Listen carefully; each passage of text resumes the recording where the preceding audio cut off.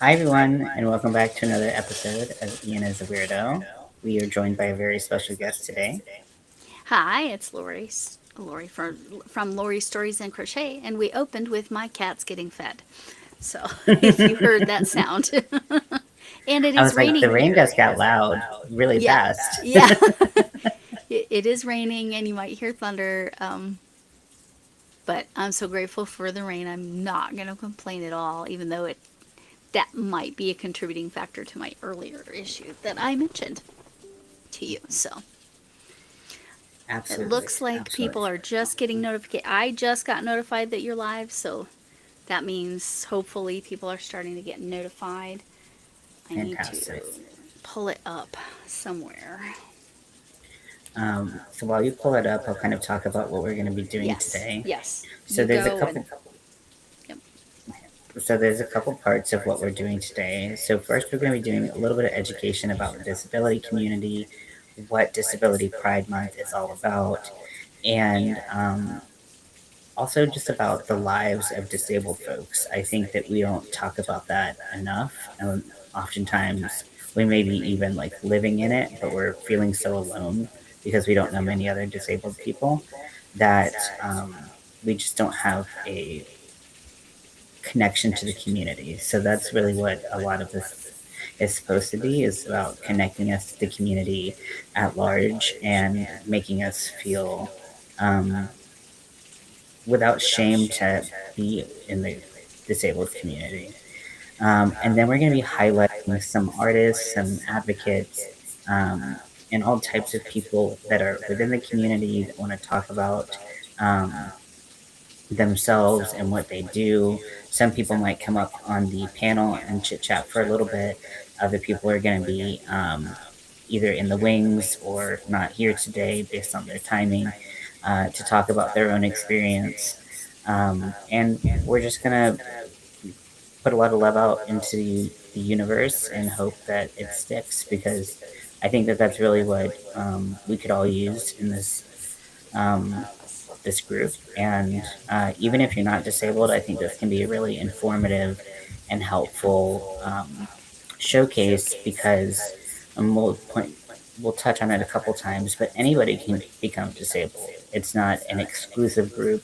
In fact, it's pretty inclusive the more you think about it, and it's pretty easy to become part of it.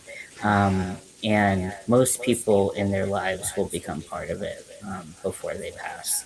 So, making the lives of disabled people now better is only going to serve to make everyone's lives better in the future.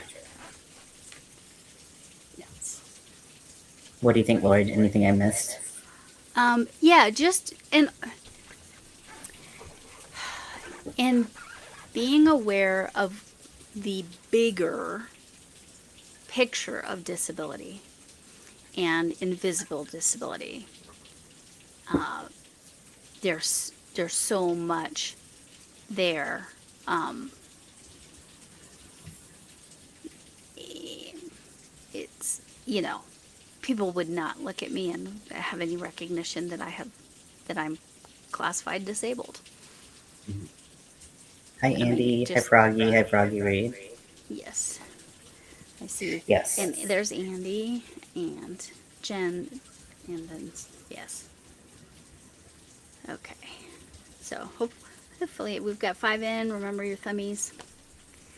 We'll Yes. wait a We little appreciate bit it. to start the slideshow, but yeah, I think just being aware, like growing up, certainly the word disabled um,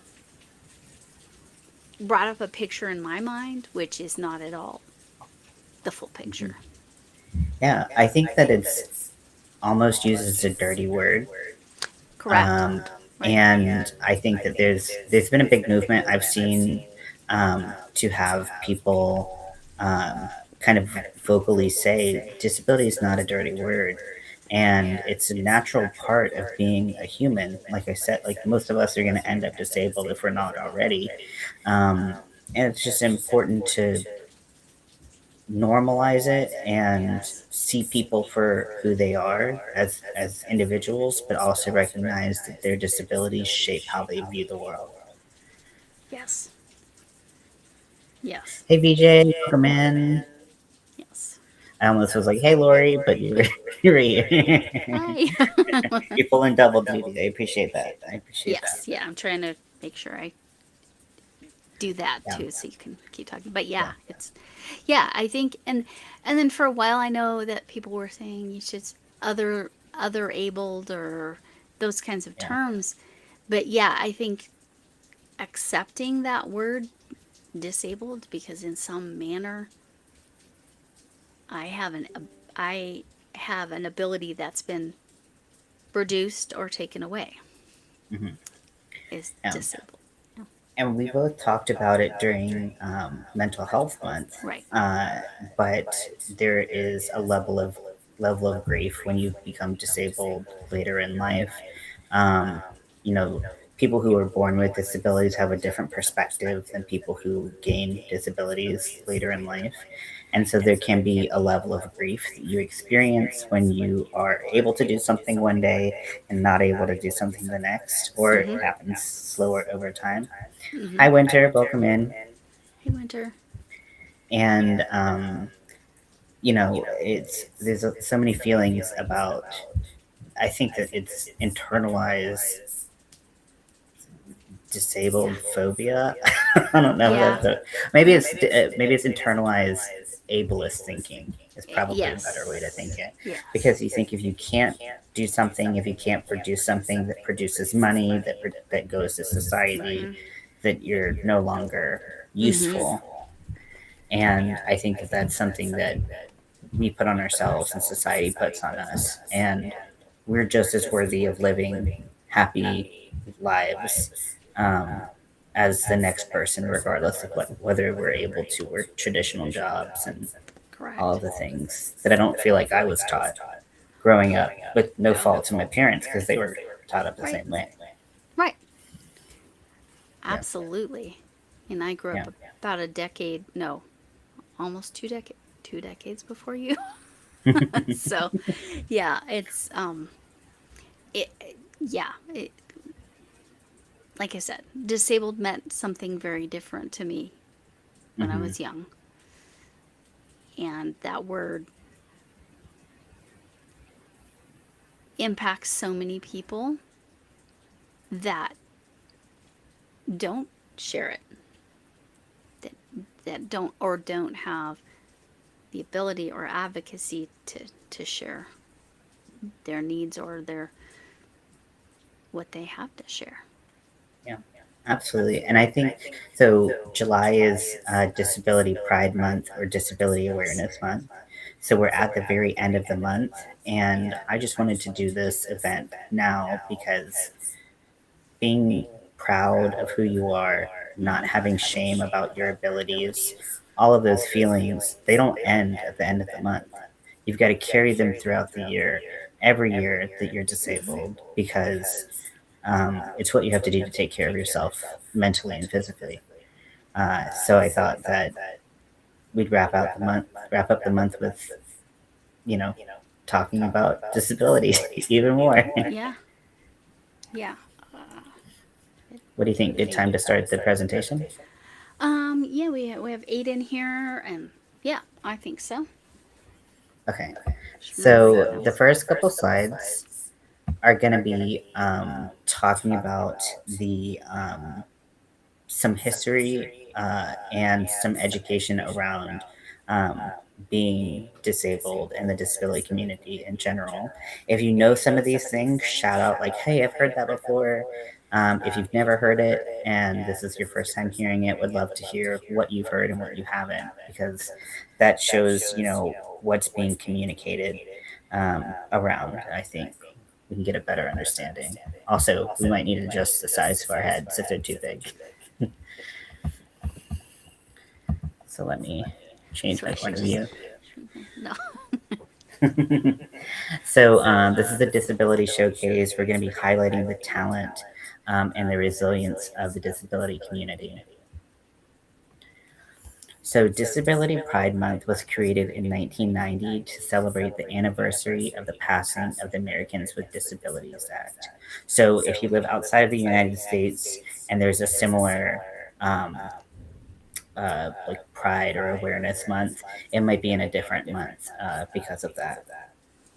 Um, and then someone said this the month serves as a celebration of identity, protest against ableism, and redefining disability as a natural part of the human condition. Mm-hmm. Approximately 1 in 4, so about 25% of Americans, are living with either a visible or invisible disability. I thought I knew how many people were living with a disability, but Right. my numbers were a little bit lower than that. Mm-hmm. And so behind the text, you can see that there's a flag. This flag was designed by Anne McGill. It is a 6-color flag with each color representing something different.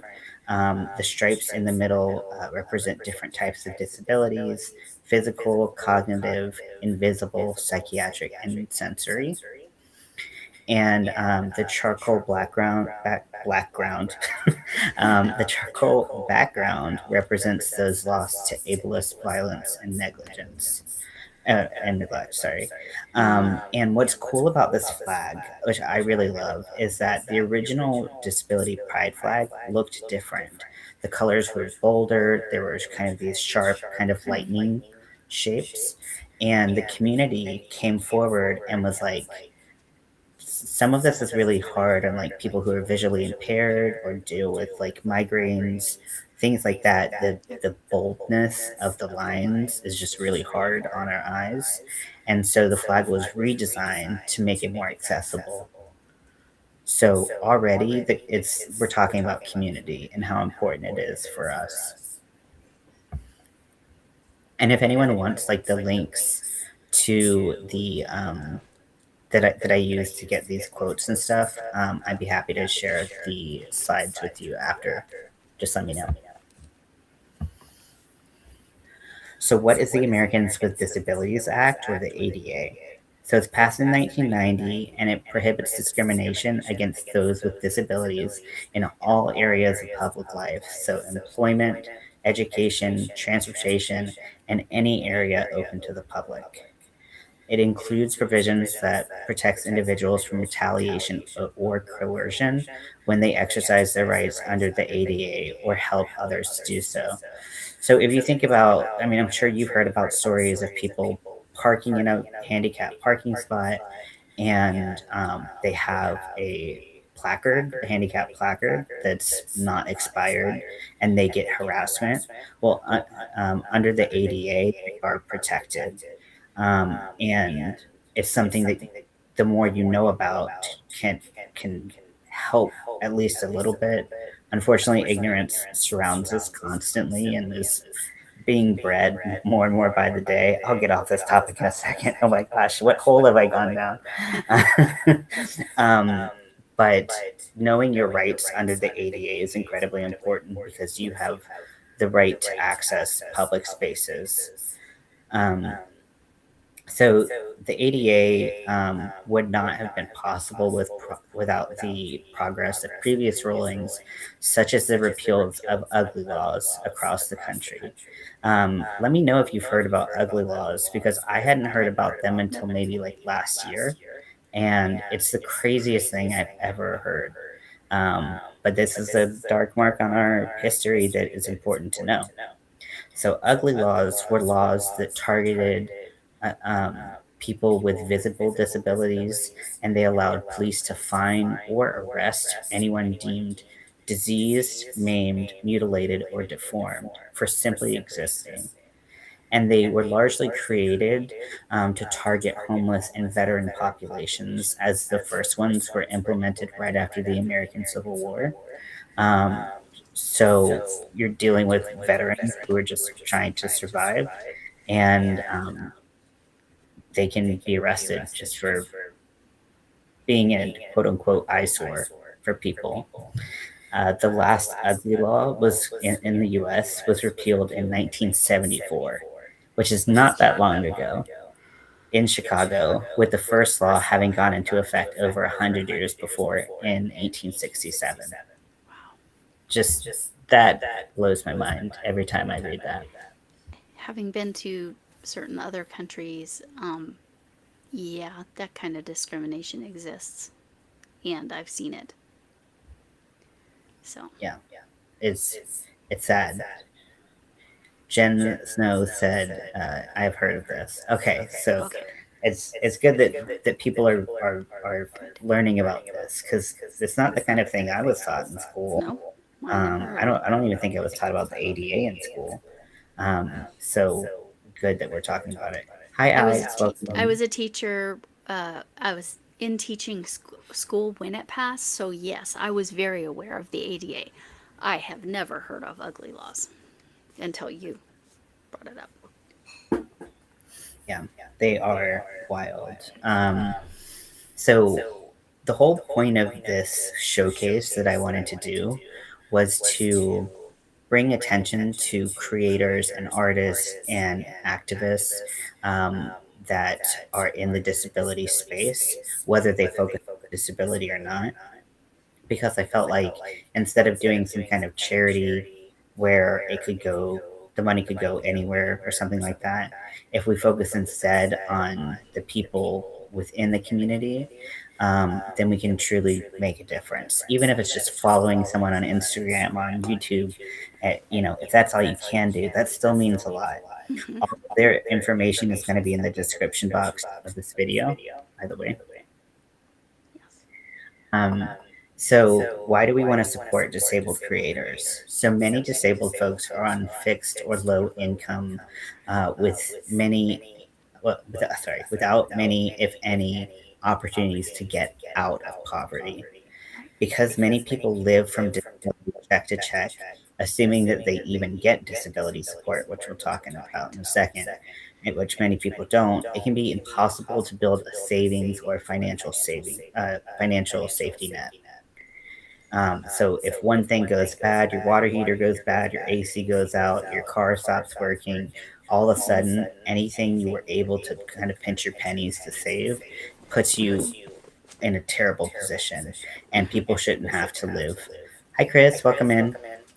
And people shouldn't have to live like that with that fear of losing everything just because they're disabled.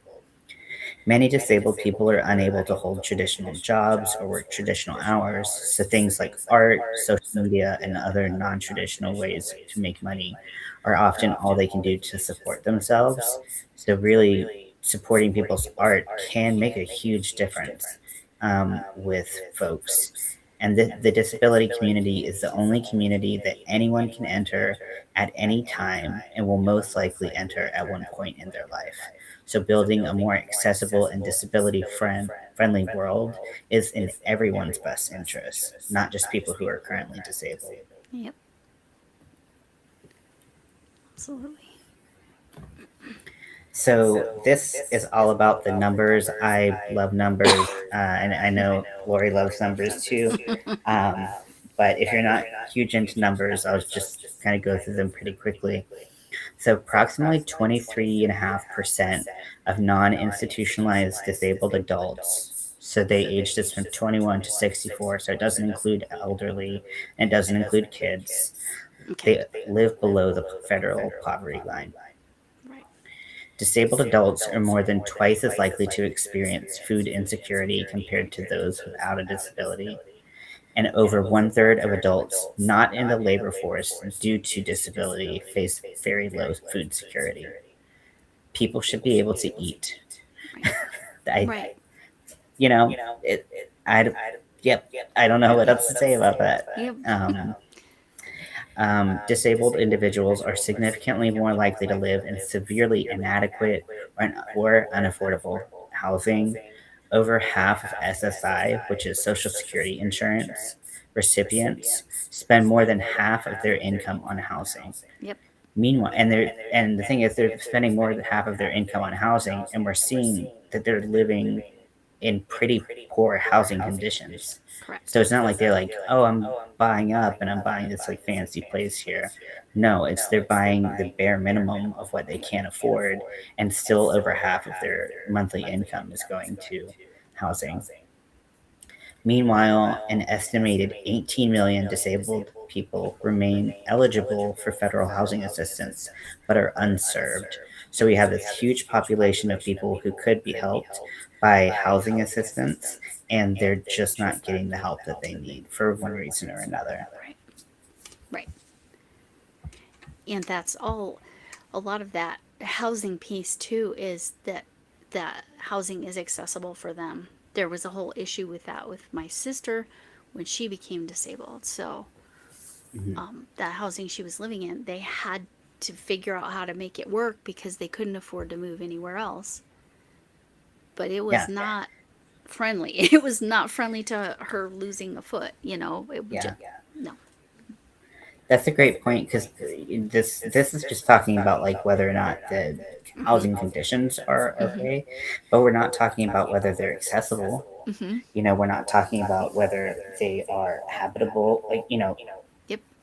It's it's so much more than just like it's not great housing. It's like, well, if you deal with someone who has dwarfism and maybe they have Right. trouble reaching certain heights, and all of a sudden everything is what an average heighted person would reach. There's a good portion of their apartment that they can't reach anymore. That makes it Right. very inconvenient, if not impossible, for them, depending on their situation. If they have a wheelchair, everything has to be wide enough for them to get into and out of all the doorways and everything. Um, Accessible baths and things like that. Do they need to Mm-hmm. roll into the bathtub, and or you know Yep. are they forced to step into something that puts them in an unsafe Mm-hmm. situation? So Mm-hmm. crazy. There's so much to think about, and it's really just unfortunate, kind of the situation that uh, a lot of people are in as a result. Mm-hmm. So a This. lot of us have heard this. If you haven't heard this, then good for you. Um, but we get a lot of us get questions of why don't you just apply for disability? Oh, you're so disabled. Why don't you apply for disability? Oh, you can't work. Apply for disability. It's often talked about like it's the easiest thing in the world, and it's such a quick process. Is we're guaranteed to get it, and for those of us who've gone through the disability process, we know that that is just not the case. So I put together this little chart based on kind of average statistics for what gets approved and what doesn't get approved. So you apply for disability. So on the left, you apply for disability. I'm gonna move myself up here.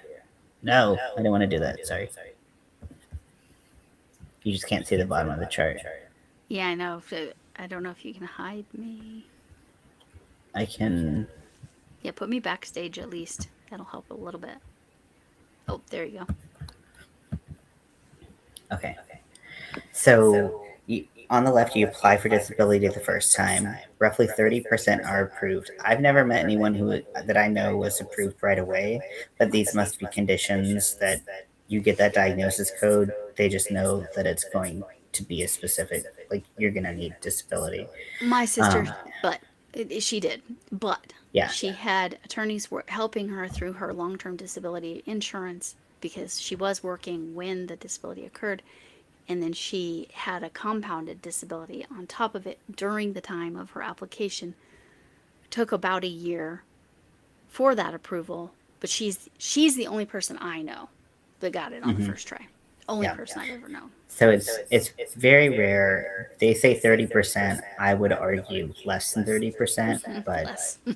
they gave me the numbers, so I'm going to use them. Yeah. And then the 70% remaining are denied in that initial application.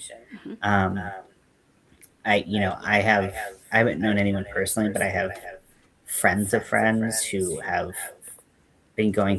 tried to go through this process and Yep. did not stay alive Oh, this entire time. And so they fall off these numbers. Oh, you were approved the first time, Chris Chris. K That's was too. great. I'm so glad you were Yeah. approved. Yeah. didn't have to go through as much of the process. Although I know Yeah. that that means that My you're not dealing with a great situation. So my cousin was denied 3 times and hasn't applied again, and 2 of those times included attorney help. So once you're denied the first time, you can apply. You can appeal for reconsideration. During that time, approximately 15% are approved, and the remaining 85% are denied. And then you get your appeal hearing, where you stand in front of a judge, or Zoom in front of a judge, depending on the situation. And it's about 50-50 whether or not you're going to get approved throughout that process. Now, this looks so easy. I won't say so fun, but so easy. Um, for me, the process took 2.5 years yep. to get approved. Yep. I think that's pretty average. Yep. And I was lucky enough to be able to do it, um, and not, and like have a roof over my head, Right. and be able to eat and things like that, because I had support around me. Not everyone's that lucky, and those people are falling off of these numbers. They're not included. Right. So people who give up because they get discouraged, and then people who die before they can get disability, are not included in these numbers, roughly. And So, yeah. mhm, So to explain some math underneath this that isn't mhm, here, that 15%, that's 15% of 70%. That's not 15% of the original. And then that's correct. 50% of the 85%. So then the actual totals are even smaller when you look at the bigger picture. This is an easier way a more straightforward way to think about it, but I just want you to know it's even smaller percentages when you Yeah. get down to it. Approximately, I think I did the math. I might be mistaken, but I think disability, if you went through the whole process, it was about a 50 to 55% chance that you made it through and you got approved finally. Um, Mm. but I might be mistaken, because it's the thirty If that percent and the if that 30%, 15%. yes, if that 30% is correct, then that's probably about right. So Yeah, 15%. So I don't want to do the math in my head. I don't trust my head math. yeah, So I feel that. Let me move our little so Chris faces. Chris is the same as my sister, but it was compounded stuff, and she had help because of her disability insurance, and that's part of her thing. Because she was working when the disability stuff occurred, she had that long-term disability. She had a paycheck coming in to help her in that time that wasn't an employment paycheck, and that's part of the deal, right? You can't be Yeah, receiving employee like wages, like regular wages, while you're applying or something.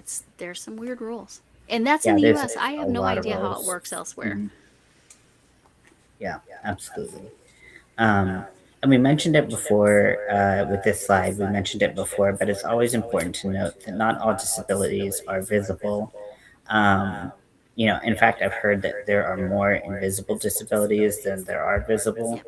Yep. Um, when we think of visible disabilities, we think of someone who uses a mobility aid, like a wheelchair or a cane, or has something like a prosthetic to help them get around and function relatively normally out in the world. But then we have things like invisible disabilities, like autism, anxiety, or other mental illnesses, chronic pain. You can't always see if someone's in chronic pain. And, you know, that person, um, I just remember doing the work. Oh no. So it's just Yeah. important to not judge a book by its cover. I think when we see people use, mobility aids like Walmart, and someone uses one of the carts, it's so easy to be like, oh, they probably don't need that. I don't see anything that they would need a cart for, and like the electric carts. And but you just don't know. And I think it's kind of human nature to kind of go to a place where we assume we know everything, that just based on what we see, but it's just not the case, and we can't do that. And I think that uh, getting rid of those stereotypes that you have to have a physical disability to be disabled. Um, Most of us in the chat here know it very well, Hmm. but there's a lot of people who don't know that, and that ableism comes back and affects everyone in the Right. community. Right.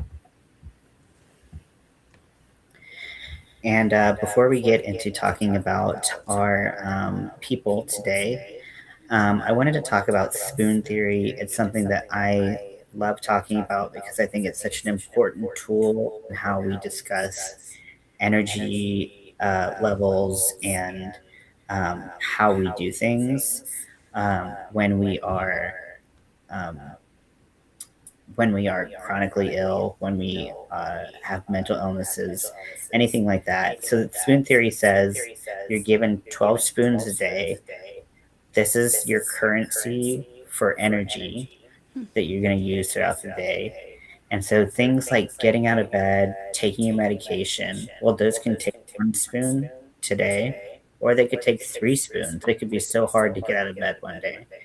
And then maybe making breakfast or cooking something can take a couple of spoons, and then going on errands. But the thing is, once you're out of spoons for the day, you are totally out. You have no energy left.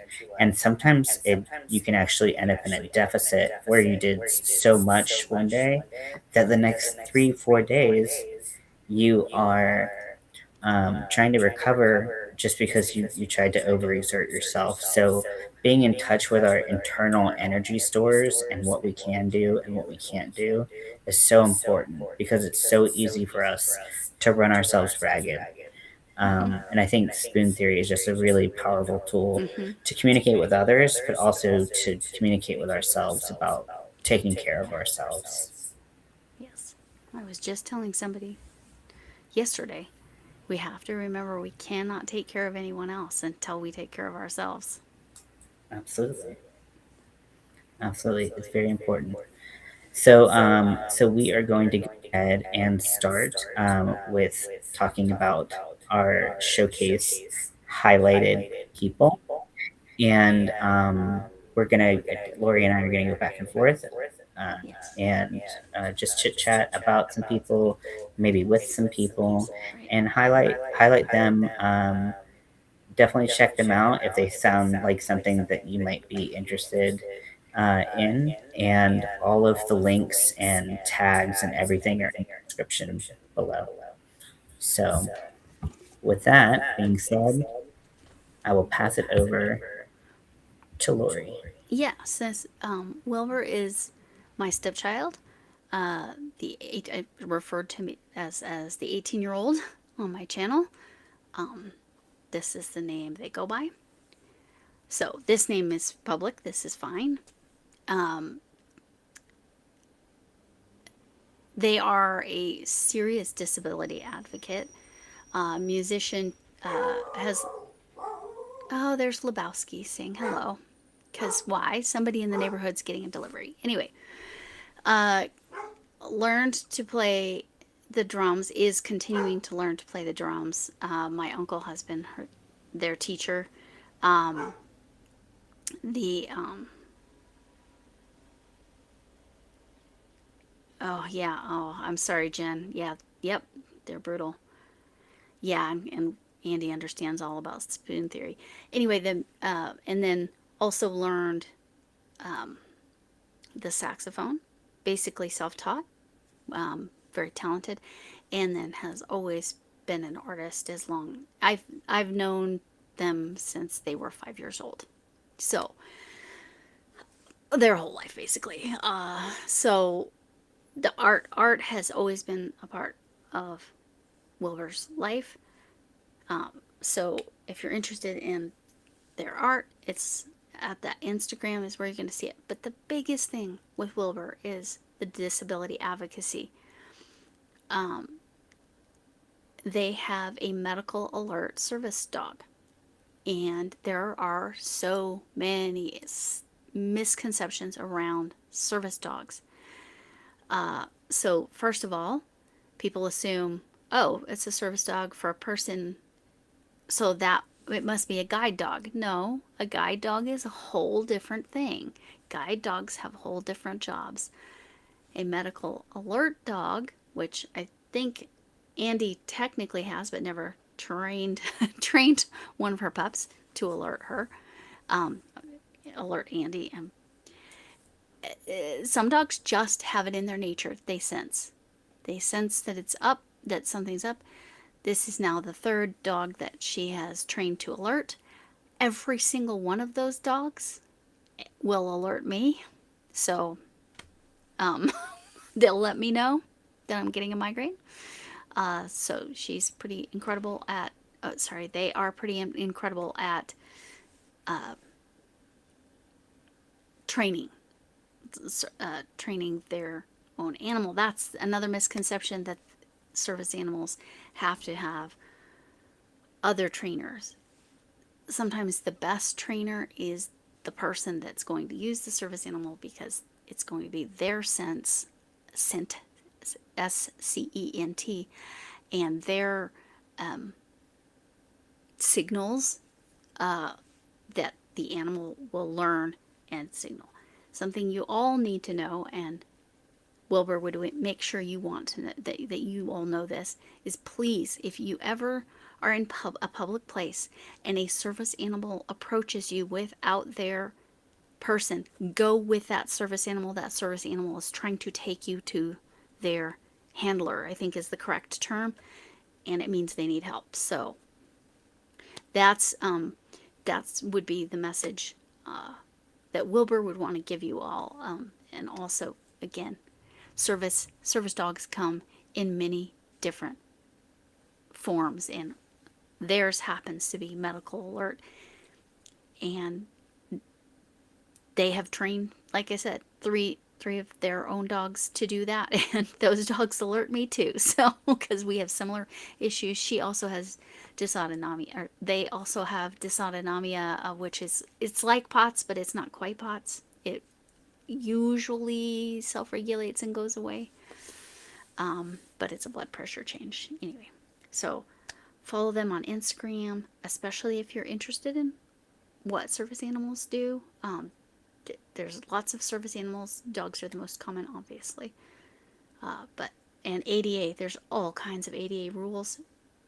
Wilbur is amazing about informing people what the ADA rules are in regards to that. So there you go. Yes, Coco. Yes, Andy's dog Coco is the one. And yes, that's exactly what they do. Coco. So Coco is Andy Crafty Witch 232's dog that kind of naturally has the alert, the medical alert ability, and they will teach the other animals in the house. They will. That's what they do. Her first one helped teach the second one. The second one kind of helped the third one, but mostly that third one is so smart because she's a German Shepherd and bred for service work. But anyway, I don't know, are there any questions about Wilbur or about service animals or ADA? But yes, all the things. Yeah, you're aware, yeah. And to get a guide dog, by the way, is really difficult and expensive. So I'm just going to say guide dogs are much more expensive. And again, you don't have to have a certification for your animal to be a medical service animal. Some people think you do. No. Guide dog, you'd probably almost have to, but not because just because that's such a different job. Yeah. I think it's important to also note that when you see a dog in a vest that says service dog, Yes. you do not treat them like anyone's pet. Correct. You do not pet them. You do not try to distract them. They are working. And some people see this, I know, as like an affront to the nature of a dog or a horse to be a service animal. Right. But they're not always on the job. Right. But when they are on the job and they're protecting their human, their handler, they need to stay focused. Them staying focused is their human staying alive or Yep. staying functional. Yep. So Not passing out don't, in my yeah. So stepchild's yeah, don't try case. to feed them things. It, Oh God, like, no. do not do not do that. That is dangerous to the human. And when you try to do that, it shows that you are very disrespectful to the entire institution of human service dog relationships. So I know Yes. it's hard, especially when you see a cute dog, but just, say, hey, you got a cute dog and leave it at that. Like, you don't have to, Right.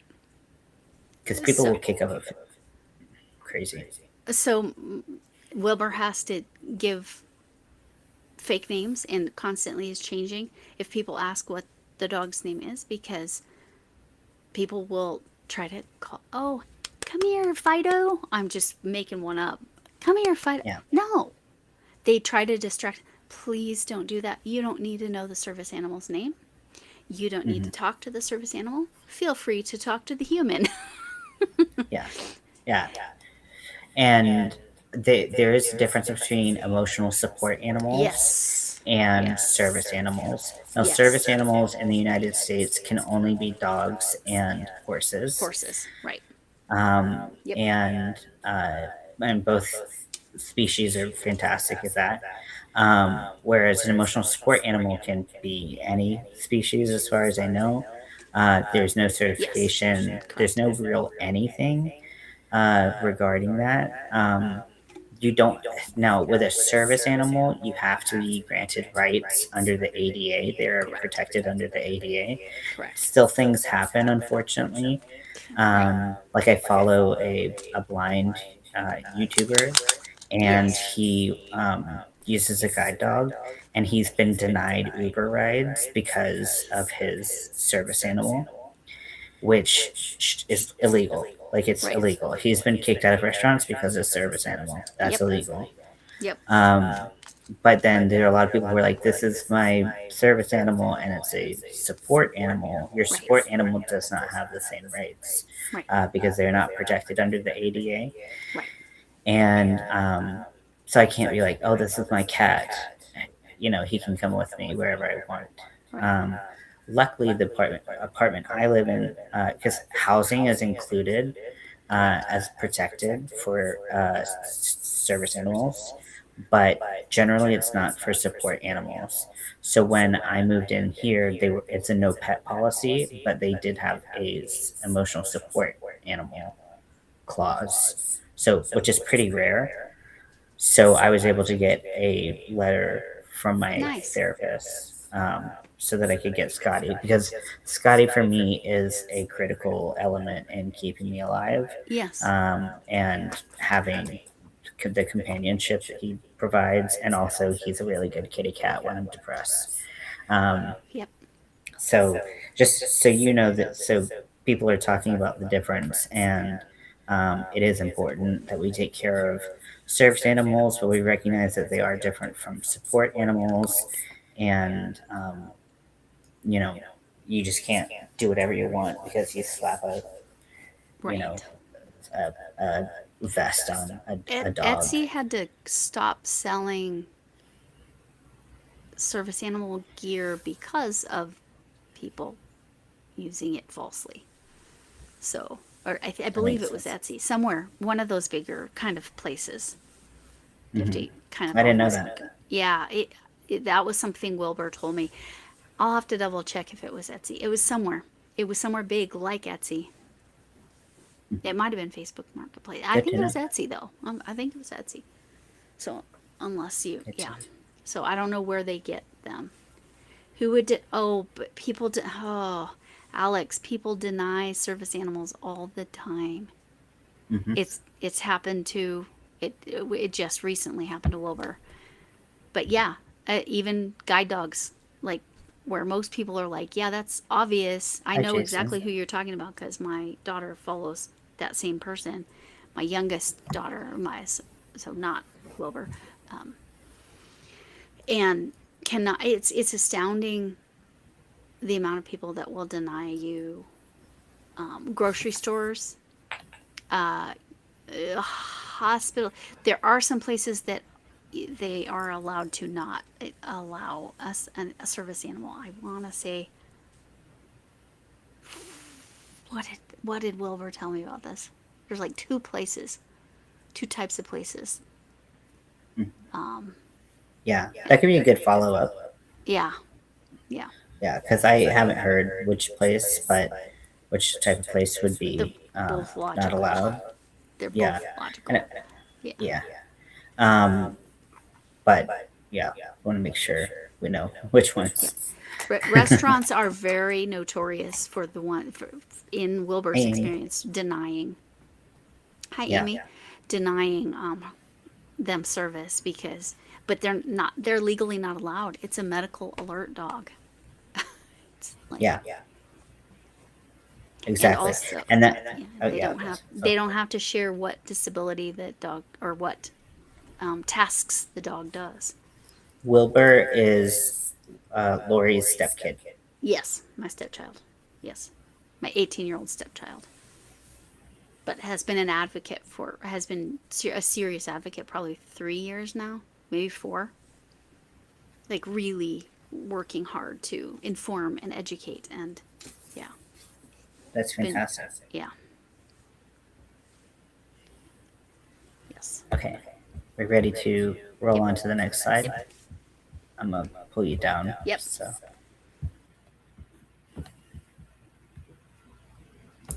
okay, so the next we have Froggy Jenn. She is a blind crocheting knitter. There's really nothing that she can't do as far as I'm concerned. She's an artist. She sells artwork and she also shares art on social media. She's a disability advocate. She's a social media creator. She focuses on disability specific and non disability specific art, or sorry, content. She's based in the United States and she can be found on Etsy, Ravelry, Rippler, and YouTube, all at Froggy When and Knitting. And again, all of this is going to be in the description below. You go by he, they as well. That's awesome.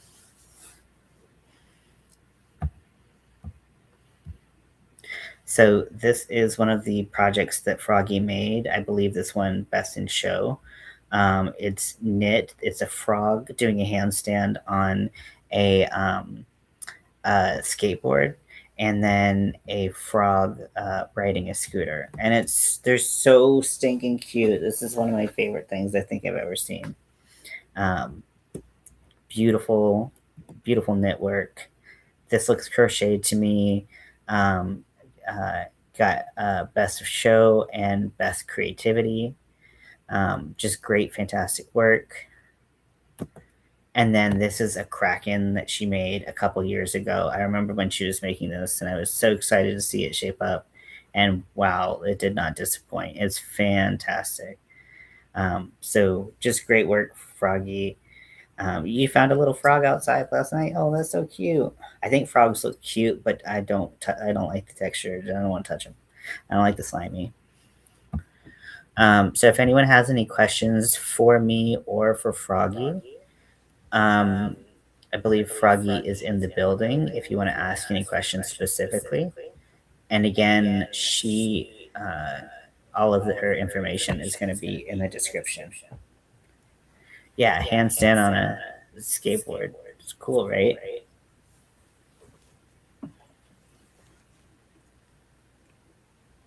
Her work. Oh, sorry. Her. I didn't realize I was back. Her work is pretty impressive. Mm-hmm. Yeah, I love it. It's like, I mean, like who would have thought of like the first scene of like the skateboard and the, and it's just like so much creativity, and we're gonna see so much creativity as we go through the slides as well. But Mm-hmm. I love to see it. It makes me happy, and you know, with this Kraken right here, I would have never thought to do like a blue camo with um, orange, but it really really works, doesn't it? It really does. So It looks I amazing. yeah. Those So high contrast. mm-hmm, Mm, definitely. Yes, beautiful work, Froggy. Absolutely. Okay, well, we will go to the next slide. Okay. Which means I need to put this down. Kimmy. Um, Kimmy is in Brazil, for those of you who didn't know. Um, I think where she goes in platforms and launches knowledge, I think, but we never got clarification on that. So I believe that's what she was trying to say. She knits and crochets and does all kinds of other arts. She does all the crafts you can think of. She is a caregiver for somebody with disabilities. She is a disability advocate. She's an LGBTQ plus advocate, a teaching funds advocate. This means like she tries to get funds approved to educate people. I believe she's talked to me about that. I'm doing the best I can at representing that. Like I said, she's based in Brazil. She's on YouTube. She openly speaks about some of her disabilities, but her biggest thing is that advocating and educating, and that means herself as well. She's always trying to educate herself and others. So the caregiver information was newest to me. She shares on. It looks like she didn't include it, but she shares a lot on her Instagram as well.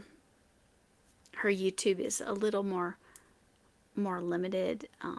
She goes around to communities when she's feeling up to it. She's been recently diagnosed with more stuff, or they're testing more stuff. That's what it was. I don't think there's a diagnosis yet, but anyway, it's yeah, for those of us who are in this world of being labeled disabled through different things, we all go through it and experience a lot. My husband just got home. I thought this was an hour before it was, so I told him I would be done. But we just started, so well, I guess we've almost been an hour. So. Okay, hi babe. Anyway, so I'm not sure. Do you have any questions on Cami and what she does? I like I said, I see most of her education, like where she's advocating and educating on Instagram more than her YouTube. But it doesn't look like she gave that to you, did she? To put on No, the slide. I just took what she had in the questionnaire. Yeah, she probably didn't realize. It's cool.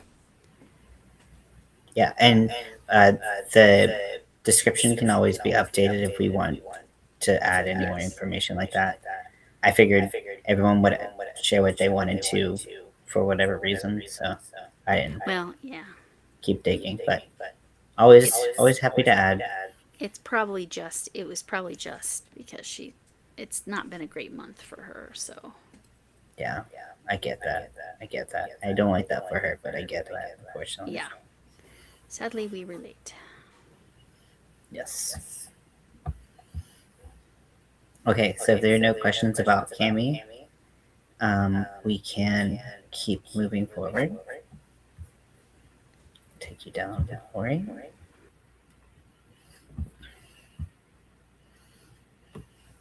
Okay, so next we have Chris's Kaleidoscope, who is a crochet artist and also, I believe, is in the building. So, hi, Chris. Chris is an artist who shares her art on social media. She is a disability advocate, a social media creator. She's bipolar and an ARDS survivor, which I looked up a little bit, but you could always explain it more than I could. So if you want to talk about ARDS and your experience with that, or bipolar and your experience with that, feel free. Based in the United States, and then you can find her at Chris Kaleidoscope on YouTube.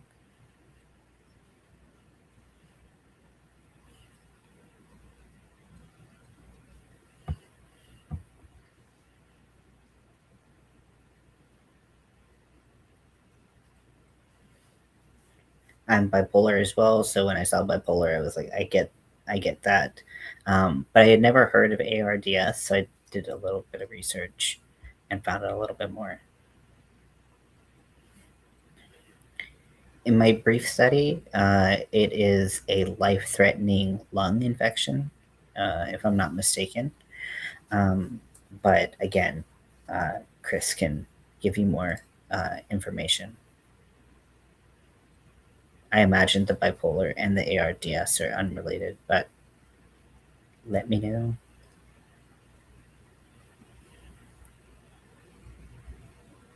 You survived COVID-19. Mm, rough.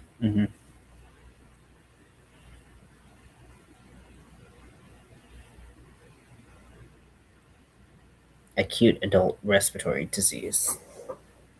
Yes. And I've heard it can be very, very severe and very dangerous. So I'm so glad you are a survivor of that. Um, I hope there was limited to no long term damage, but I can only imagine what that's like.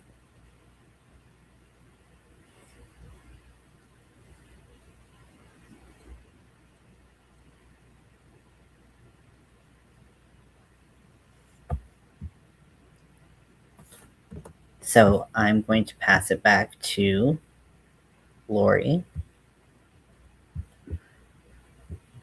Make sure I'm in the right spot. Yep. Okay. Put these back And on. Lori, you're on. Yes. And we're on to Amy. Oh, yes. Amy. Now, I got to know Amy through Ian, um, where I feel like Amy does more content is on the Instagram as well, but I watch her on YouTube. Um, she is a recovery advocate, as in recovering from addiction, and a crocheter. She sells art and she shares her art on social media. I've seen her paint and do all kinds of different art forms, but big time. Okay, Chris says, thank you. Long term use of wheelchair. Oh, so yes. Okay. Yeah. Oh, I'm so sorry to hear that you've been through that. I'm so glad you survived, Chris. Big hugs from Andy and from me, Andy Crafty Witch. All right. So Amy, um, I want to say she just shared her 10 years sober. She talks about how she went into that, um, how how insidious addiction can be, how difficult it can be. So, and it's created disabilities. Um, I'm not sure what other disabilities she has, but I do know that I believe she has chronic pain and that kind of stuff. But again, she advocates, uh, and not only is she a disability advocate and trying to make sure things are accessible, I feel like she might have a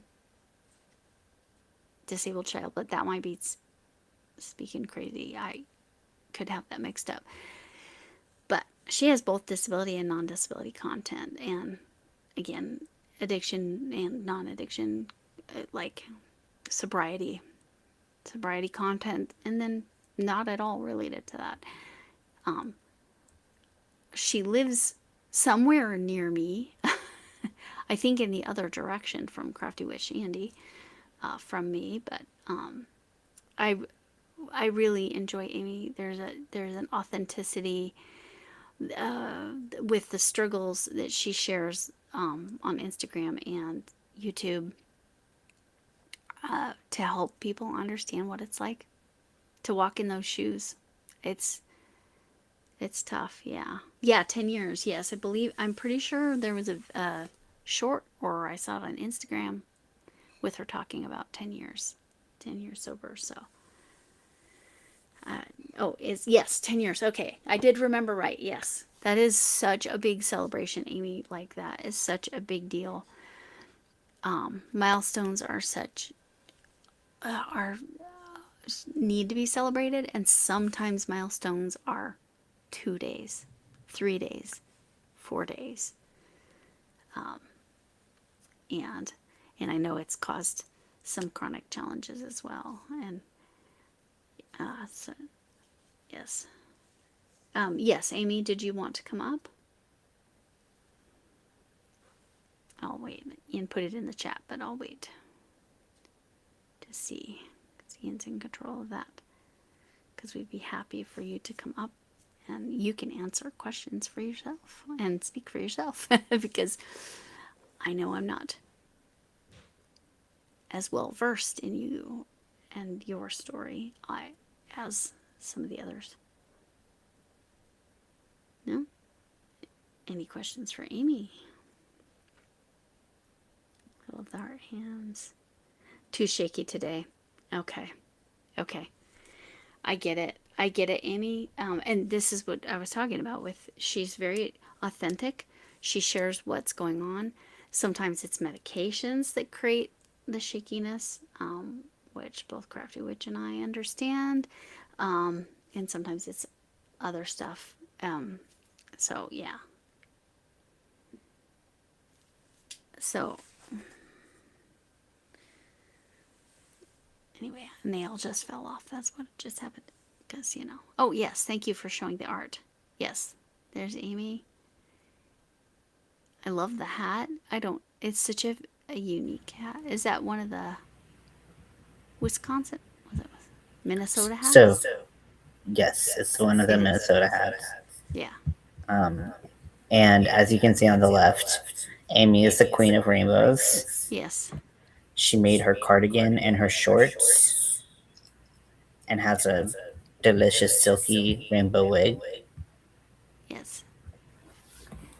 Yes. And I love that it's got some of the other flag representation there at the base of her shorts. Yeah, I think that's an umbrella. No. Right. You can't see what I'm pointing at. The trans pride. Yeah, trans pride. Yeah. So big advocate for LGBTQIA or whatever plus. Yeah. And she's part of the community as well. Yeah.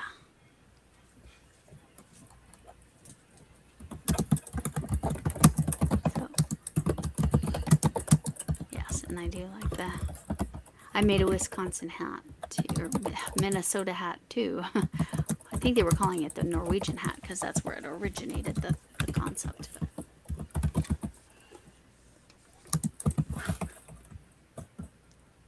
We're both like, I'm sorry, Amy. I'm so sorry. Folded. Yeah, you've had a rough couple days. Totally understand. Rough days, like, this is the last place that I want anybody to push themselves to a place where they're not comfortable. And there's Kimmy. Kimmy just came. Hi, Kimmy.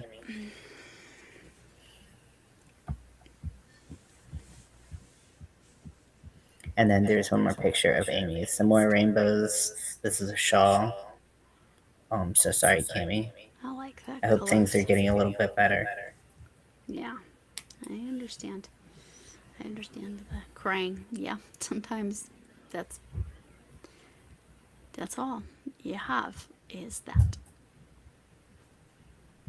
But yes, beautiful art, Amy. I mean, beautiful work. Art. I mean, it is art, right? Yes. I think so. Oh, that's fine, Cammy. I hope I represented you well when I was doing the slides. If you want your Instagram included, please email Ian your Instagram, and he can include that in the description.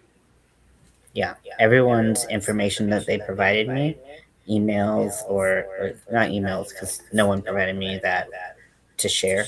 Right. But Instagram, YouTube, anything like that you like to share with people so that they can find your content, just let me know. Yes. Okay, so I think this one is me. Yes.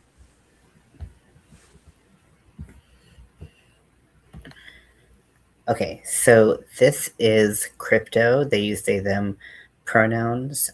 They are an artist, and their primary medium is colored pencils, and they are an avid gamer as well. They share their art on social media. They're a social media creator, and they're based in the United States. And you can find them at on TikTok and Instagram using Chris Krypto with K's instead of C's, and they spell it a little bit differently.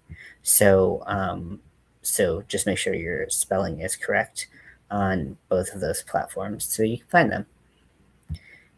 And this is some of the work that they've done. I think it's so cute. I love their shading. Their coloring with colored pencils is amazing. I mean, I can't color with colored pencils for shit, so I think it's really cool that they could do this, and I think that they're very talented and love to see their work. So that is Krypto. If anyone has any questions that I can forward to them or maybe I can answer for them, please let me know. Aren't those cute?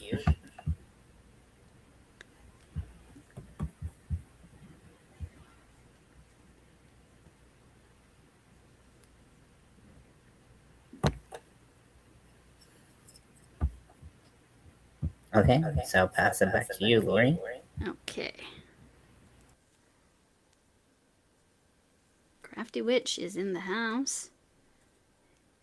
Was Andy coming up? I didn't know it, depending on her energy and her spoons. So, Crafty Witch 232, I have met in person, and she is absolutely delightful. Her and her husband. I don't believe she planned on coming up. Okay, that's fine. That's fine.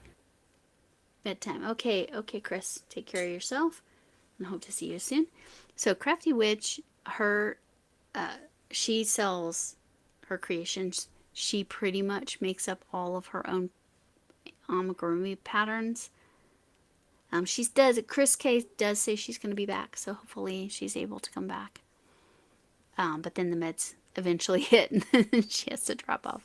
But Crafty Witch 232, Andy ANDI.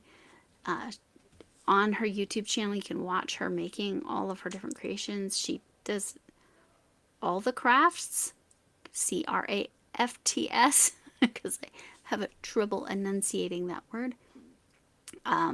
Cross stitch and obviously crochet. I don't know if she knits. I think she said she does, but doesn't enjoy it. But I think, or it's hard on her hand. I can't remember. Anyway. So yes, and Crafty Witch is incredibly well. The previous one, Krypto Chris, was very talented as well. Crafty Witch, like I said, and pretty much designs her own patterns. I have commissioned work from her. You can commission work from Andy. Say what I commissioned was specifically Gwen Ghost Spider. For you that you don't know, there's a female spider of the Spider-Man Spider-Verse. Gwen is a BA, and my granddaughter, who is 4, loves Gwen. Only calls her Ghost Spider, doesn't really call her name. And asked for me to make one for Christmas. Well, I could not find a pattern, and I'm like, I know who to go to. Because most of Crafty Witch's work is in the horror, and I will spell that HORROR genre, or in some of the superhero genres. But that's not all. Or South Park, you know. If you're into South Park, she's made all the South Park characters. Again, makes her own patterns. But she will do commissions, and she will buy stuff. Yeah, I think Ian did miss Jason coming up, because I think Ian was talking when Jason came in. Jason is Crafty Witch's husband and is huge help to her this in this space. But Andy wants us to know crafting is my therapy, and escape from the constant symptoms of my many chronic conditions. Many, underline, highlight, bold. There is nothing better than the joy of seeing someone so happy by something you've made. Artistry in everything, in every form, is cathartic. And I can verify she made my granddaughter extraordinarily happy at Christmas with her little ghost spider Gwen. Yeah. So, um, but yeah, the biggest thing is like find her on YouTube and you can email her. Her email is available on her YouTube to get to be able to order whatever you would like made, because she does make mostly amigurumi, but not exclusively stuffies, plushies, whatever you want to call them. But yeah, she's amazing and she does great work, and it's her job because again she's disabled, so her job is YouTube and selling her art, which often is crochet. But yes. Oh, okay. So Ian had some pictures for Crafty Witch. I wish I had my granddaughter. There's no way my granddaughter was gonna let me bring Ghost Spider to show you. Oh, I do. Oh no, it hasn't been heat treated yet. I have one of Crafty Witch's Cheez-Its. She also makes crochet snacks. They're great. My Cheez-It, because I had the moths, it hasn't been heat treated yet to make sure no moths got to it. I'm just protecting it. um, my Cheez-It, I stuck a crochet hook through, so my Crafty Witch Cheez-It has a crochet hook too. So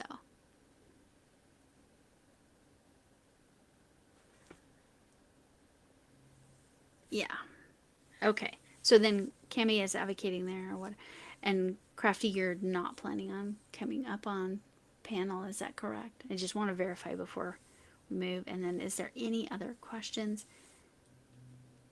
Now she has done non horror or funny or yes, my Cheez-It. My cheese, I was gonna show it, but I can't because I haven't heat treated it yet to make sure that moths are not evil.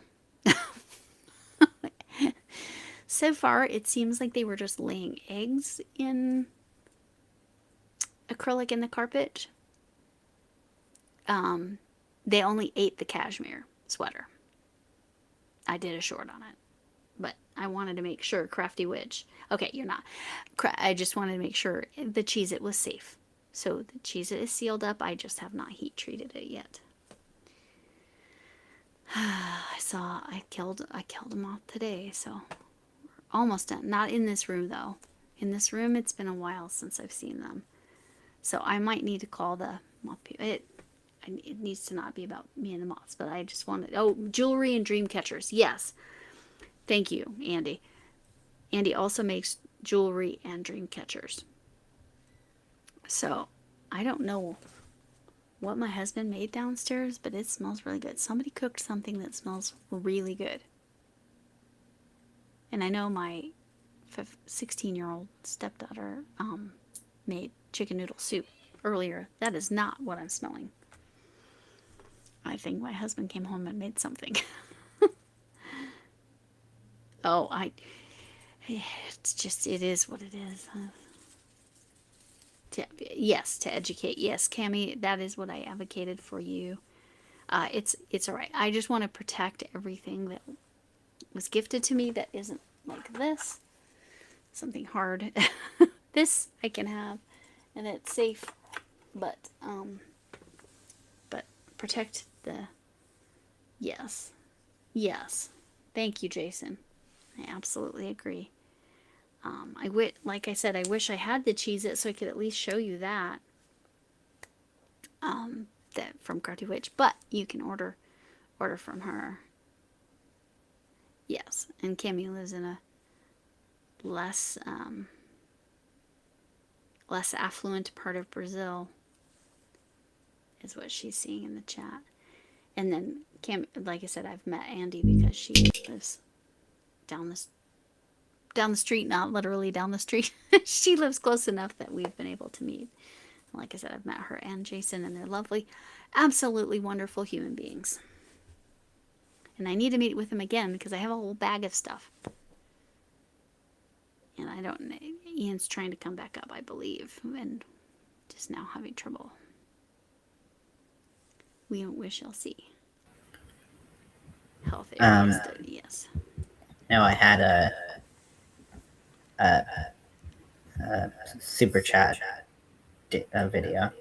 Oh yes, go for it. Would you like to join me for this dance? Sure. Okay. This is for you, Jason. Thank you.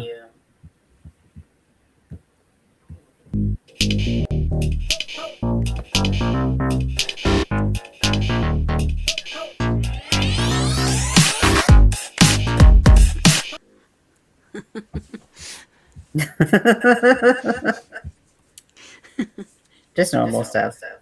Yeah, I love it. Veterinary med. Oh, very cool. Jump scare. Yeah, sorry. I was trying to upload the video because I didn't put the video in there. So sorry about that. Yep. Yeah. Just two friends danced into a skeleton. We try to be the best people we can be, don't we, Ian? Some days that takes more effort than others. Yes. Sometimes the best I can be is like, I'm rolling out of bed to make myself a microwave meal, and that's 100% my spoons. Yes. Oh, I just thought of something that makes my life easier when I'm not feeling well. I'll try to discuss it when we get to that part. go through stuff. Yeah. Okay. You want me to let you down? Yeah. Okie dokie. Okay, so now we're going to talk about Winter. Uses these they them pronouns. They're a crochet pattern designer, and they sell their artwork. Skeleton on ceiling fan meme is so funny.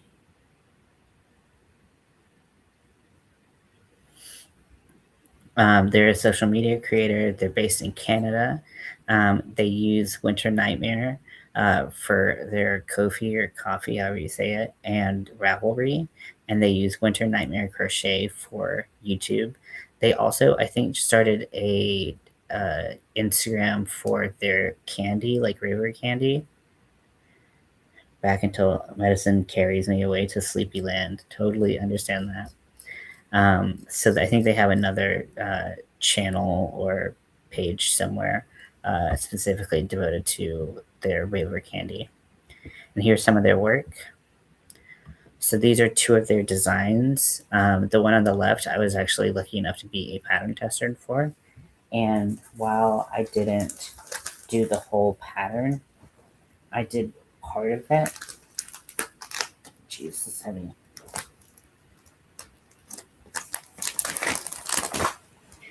And I did the lips and the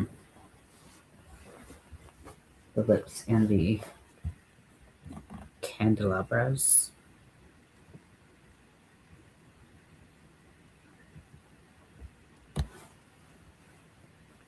And that's so that's what I did, because I was like, I'm not making a whole pillow, but this is what I did.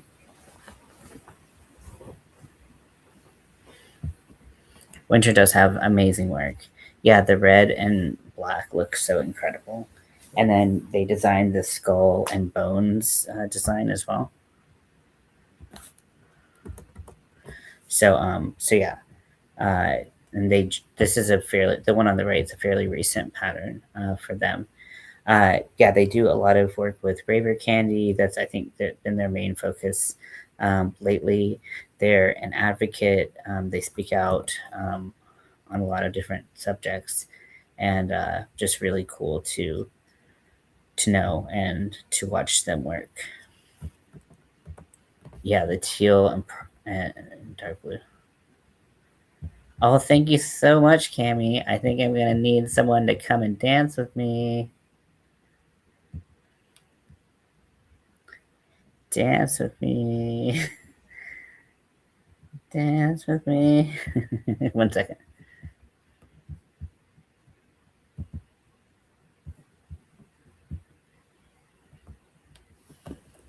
Okay. There we go. Are you ready? Okay. Yep, I'm ready. This one's for you, Cami. Thank you so much.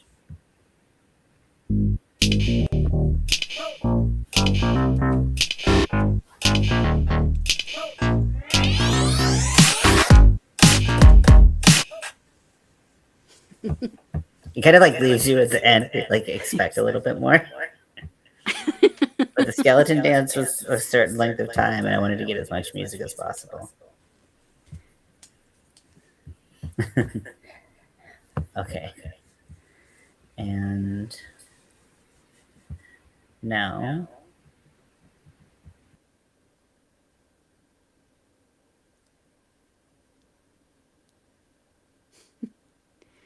Oh, Zach. This is me. So Zach's Crafts and More. Is Zach working or is he joining us? I don't remember. I'll watch the chat. He's a disability advocate for mental health, social media creator. What I know of Zach is predominantly diamond painting. He is trying crochet again and is making progress with that. And he didn't plan on coming up either. Okay. So it's been the Ian and Lori show. That's fine. But talking about all these other content creators. So that's great. Yes, Zach's diamond art is lovely. Currently, I know he is working on one that he had printed special for his mom. And he's based in Canada. And I've only seen him on YouTube. I don't know if he does other social media. I'm bad with my other social media as far as actually posting. But yeah, and he's live and he just has real chat is how I would just describe it. And he does want people to always feel safe talking about whatever mental health problems, challenges they might be experiencing. That's what I've watched with Zach when he's live or in other people's chats. And like I said, he's diamond painting his strength, as we're seeing. I think the birds one is the one for his mom, the 2 birds there. I think.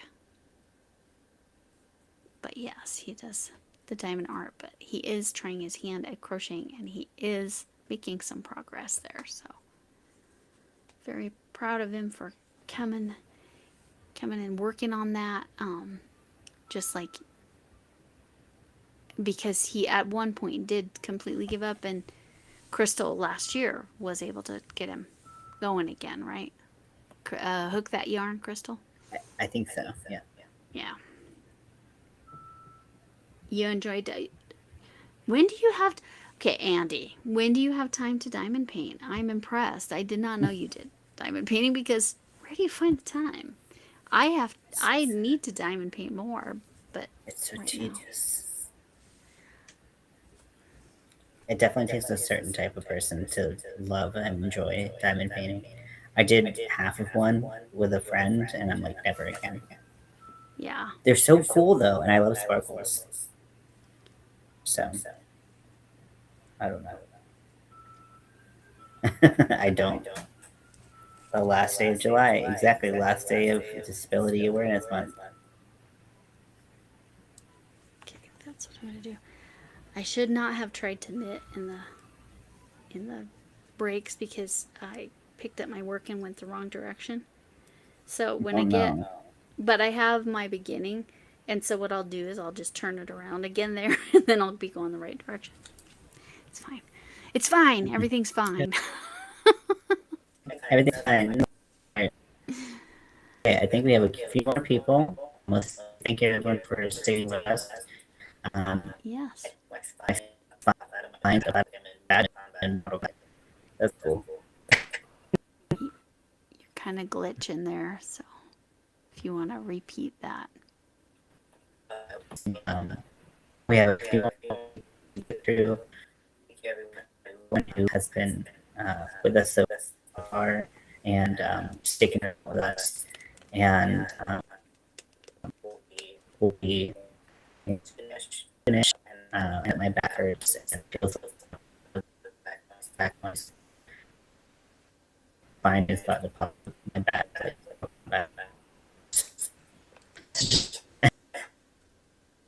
Can't tell if it's frozen or not. This next one is me, so I'll take you down.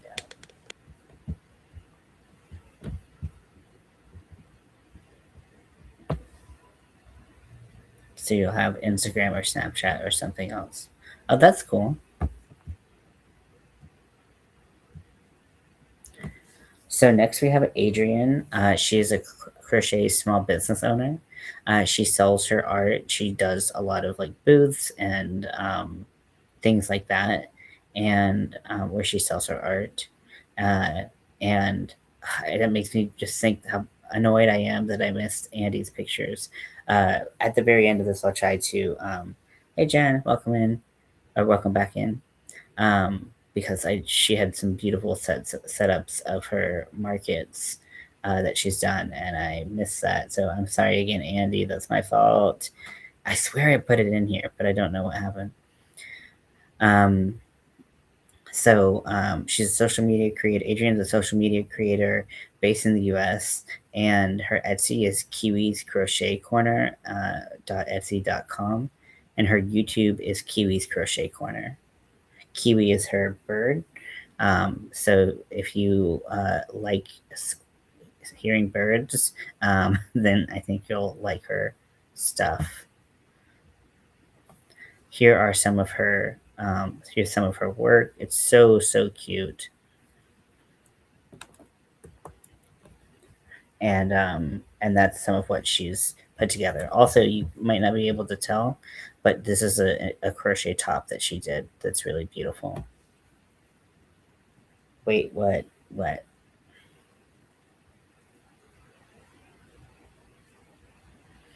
So July 4th is Independence Day. The reason why we're doing this showcase is because July is Disability Awareness Month or Disability Pride Month. So that's why we're doing the Disability Showcase. Okay, and I think we're on the last couple slides. Okay, Lord. I believe you know this person very well. I know that person. And I'm doing the thing that it says, and now I knit. I crochet, paint, diamond paint, and now I knit on YouTube. I loom knit too. I advocate for embracing who you are, and I share my stories of life, and I make most of the things I make. I'll just grab one. I've got this one right here. This is my first knitted pickle, and this is going to Jennifer Redgate because she just needed a pick-me-up, and she gave me yarn to do my Stitcher hood for domestic violence shelter blanket. Yes, the face looks a little bit like Oogie Boogie, and she liked that, so I kept it. But anyway, most of the things I make are gifts or donations to causes, for the most part. Gifts a lot to my family, but gifts to others as well. The only thing other than that I have near me, because stuff is being heat treated, is this Love Cat by it's Blair, because I pattern tested for Andy and I only got halfway through and I haven't finished it yet. Her Voodoo Bunny, I need to do that. And I think it was timing wise, it was about the time that the moth invasion happened in my house. But it was also I wrote out all these notes, not about the pattern being, the pattern is excellent. It was just like, here's where you can refine this. kind of stuff. And I never sent it to her. Well, I wrote them all in there and it somehow wasn't going to her. I don't know if I made a copy. Anyway, I still need to do that for Andy. Need to finish that.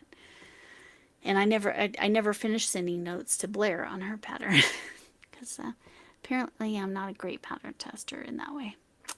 So, yeah. But anyway,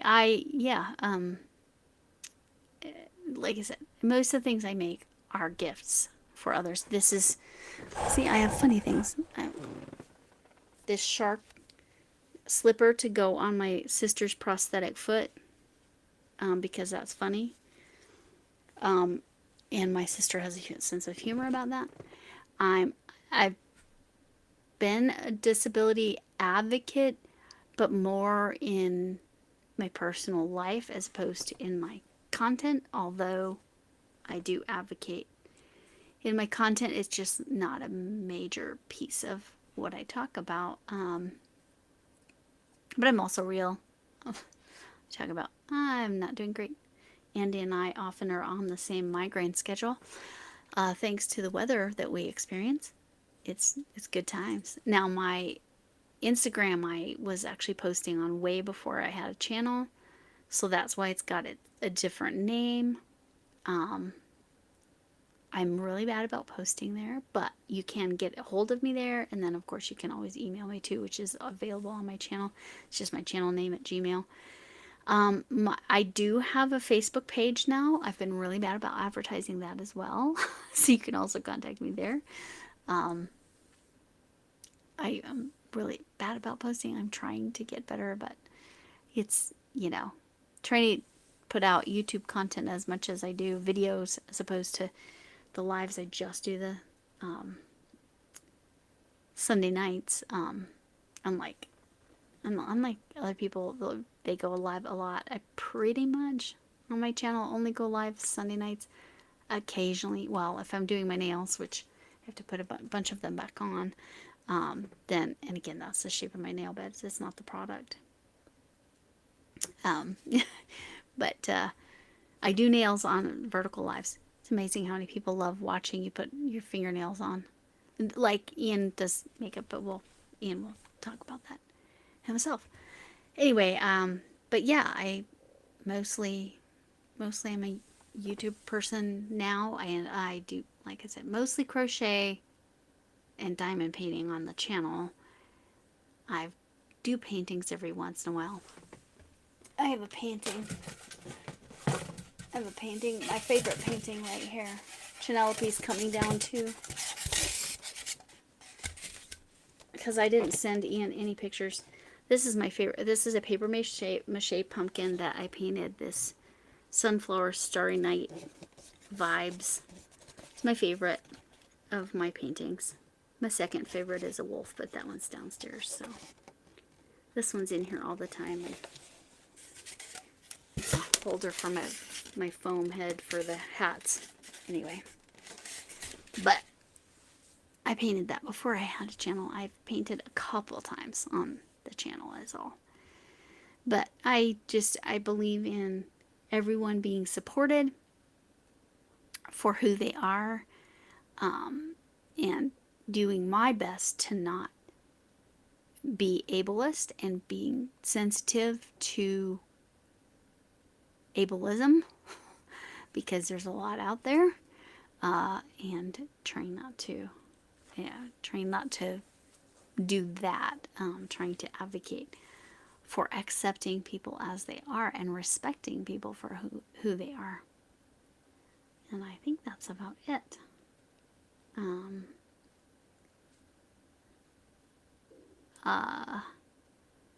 You can, Alex, you can start with your doctor.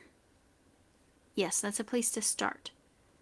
They have checklists, but they cannot diagnose that specific. They cannot specifically diagnose. Doctors can diagnose ADHD, but they can help you get to the place that. Oh, Chris. Oh, it's time to do a dance. Chris K gets the dance.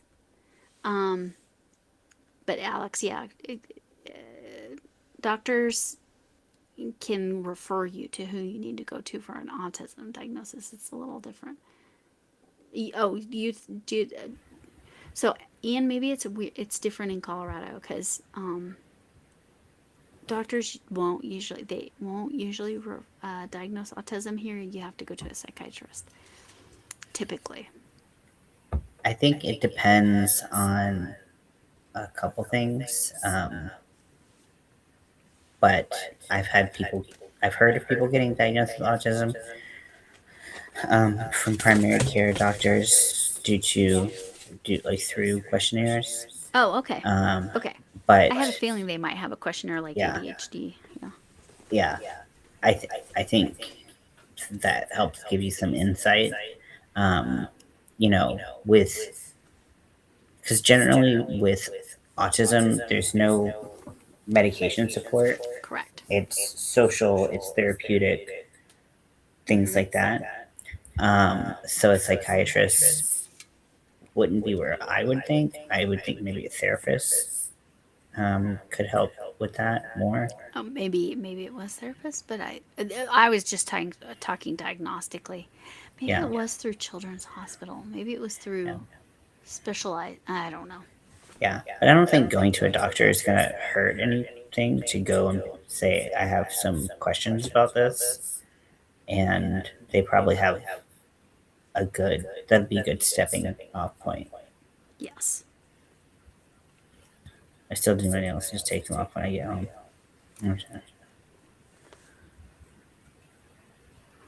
I understand that. Yeah. Yeah. Does he know, or is it just something that you don't like having like in front of his face? There's been not based on what Alex has said previously. Not a whole lot of not start with your doctor is basically what we're saying. There's been not a whole lot of support from his dad. We'll just say I'm it that way. I'm really sorry to hear that. Yeah. Yeah, being trans, being part of the LGBTQ community, um, there's always this really fine line we're walking about how we can feel comfortable with ourselves and how we can feel safe and comfortable around others. Yeah. And so I'm sorry you have to deal with that.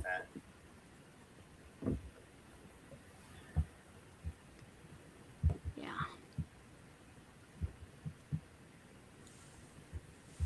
Yeah. Okay, so in a weird turn, would you like to dance for Chris? Yes, we need to dance for Chris. Yeah. Everybody, Chris deserves to Yeah, dance. everybody dance. We'll know if you don't. Yeah, the camera goes both ways. Oh God. Just kidding. Okay.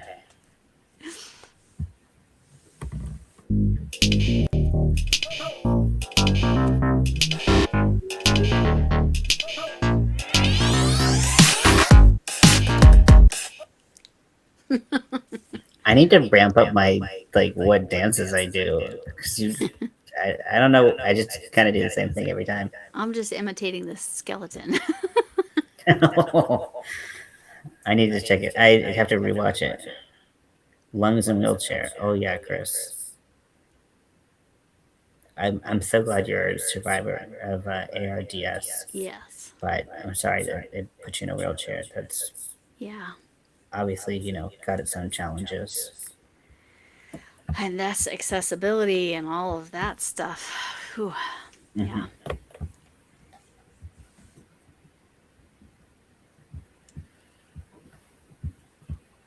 Okay, so I think it's just me next, and then our final slides. I think so. Okie dokie.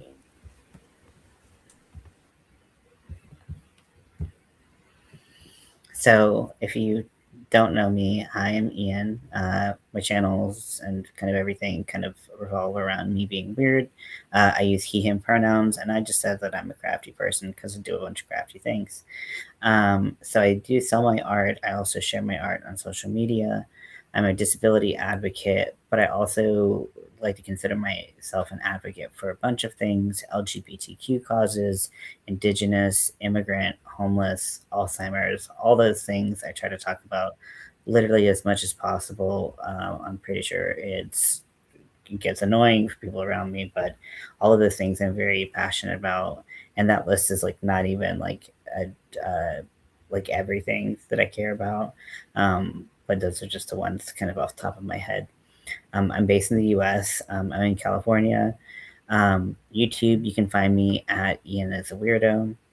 Instagram, I just made a new Instagram for like specifically crochet because my other Instagram is just pictures of my cats, which I can also share with you if you want to see a picture of my cat. Um, and then I have an Etsy, which is Ian's Weirdo Emporium.etsy.com. So here's some of my work.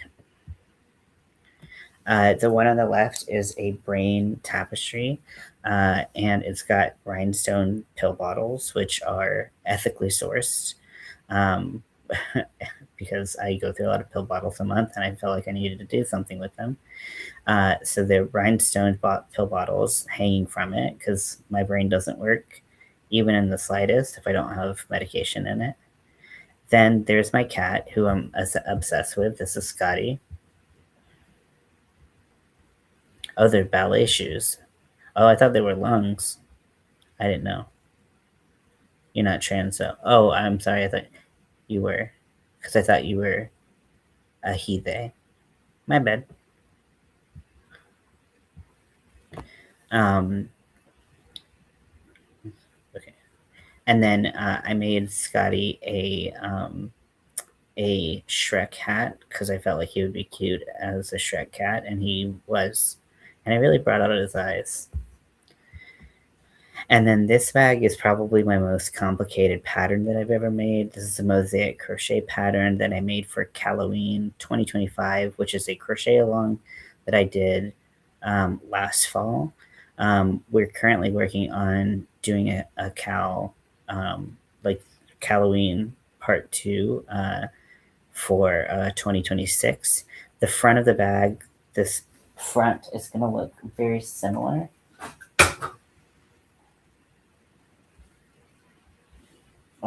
It's except it's gonna have 2026 on it.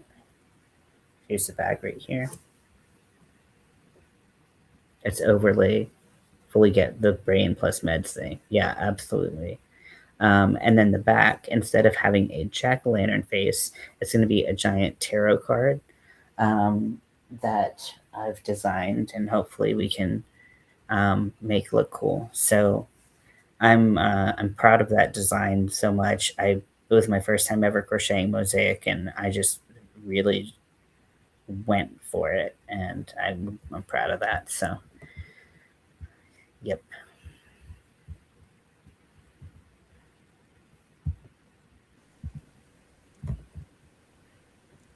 Let me adjust this a little bit.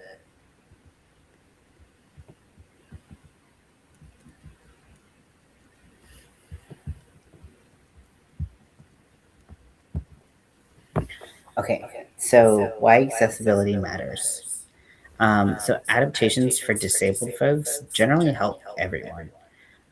Examples, curb cuts, as we see here in the picture on the left, where they cut the height of the curb into like a ramp, so they're easier for people with wheelchairs to get up on.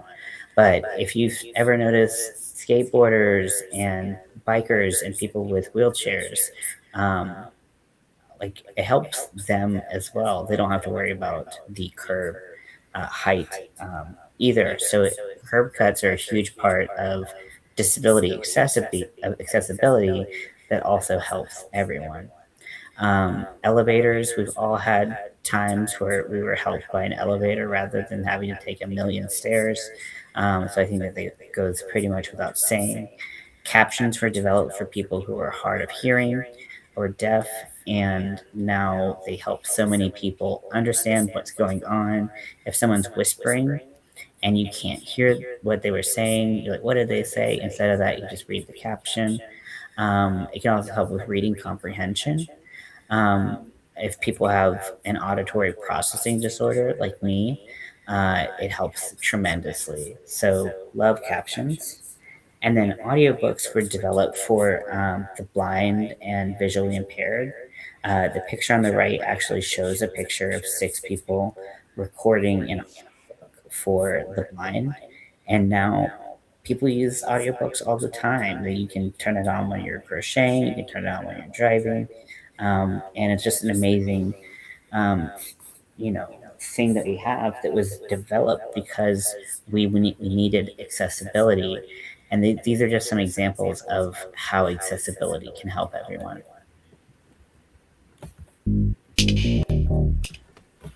Oop, got a little premature on that one. You got a little dancey dance. So we asked everyone who sent in a questionnaire what accessibility tools they love, and these were what they shared with us. So for visual impairment, video magnifiers. So a lot of people who are visually impaired and blind still have some remaining vision. In fact, most of them do. So making fonts bigger and things like that make it so much easier for them to function in a world where things like tactile prints aren't available for everything. And also, um, even if there were more available, watching a video or something like that is very, very difficult in the standard size that we have. So that's one thing that can help. And then tactile prints, not just Braille, but Braille is definitely a big thing we think of when we think of tactile prints and how they can help people who uh, cannot see or see well. This is another visual impairment accessibility tool. There's an app called Be My Eyes, but there are other apps similar to it where people who are visually impaired can get the app and they can open it. And let's say they're at the grocery store and they need to buy a certain brand of chips. Well, the app will connect them to someone who is sighted, so someone who can see, and the person who's sighted will say, okay, like go to the left where you are now, and that's where it will be. So it's a great collaboration between sighted and visually impaired people, and I just think that's such an amazing thing to do. And the people who are sighted are all volunteering for this. So this is for when you take large pills. I thought this was a really creative hack, and I wanted to share it. So if you take large pills, taking it with yogurt or applesauce can help you take those pills more easily. I know I take a lot of large pills, and I definitely think that this would be a great uh, thing to try. Also, I feel like this, if we're talking about food, the thing that I wanted to mention is sometimes getting out of bed, making a meal is very, very hard. So always have nutrition shakes by my bed, always. And they are just good at like helping you get by. They're not gonna like be like a 5 course meal or anything, but it's good enough. And sometimes that's all you need. So like this is what I literally would have on my bed. So sometimes if I can't do much, that's the best I can do. So wanted to add that in there. Accessibility tools we love. So fidgets, yarn, study about hyperfocus, all of these things to keep your hands busy when you live with this excessive energy and anxiety, anything like that.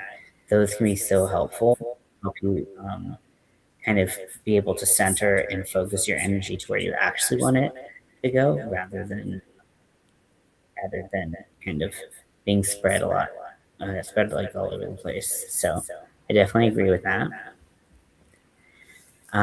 This for mood tracking and motivation. There's an app called Finch, and it's very cute. It's very motivational. It's great for self care.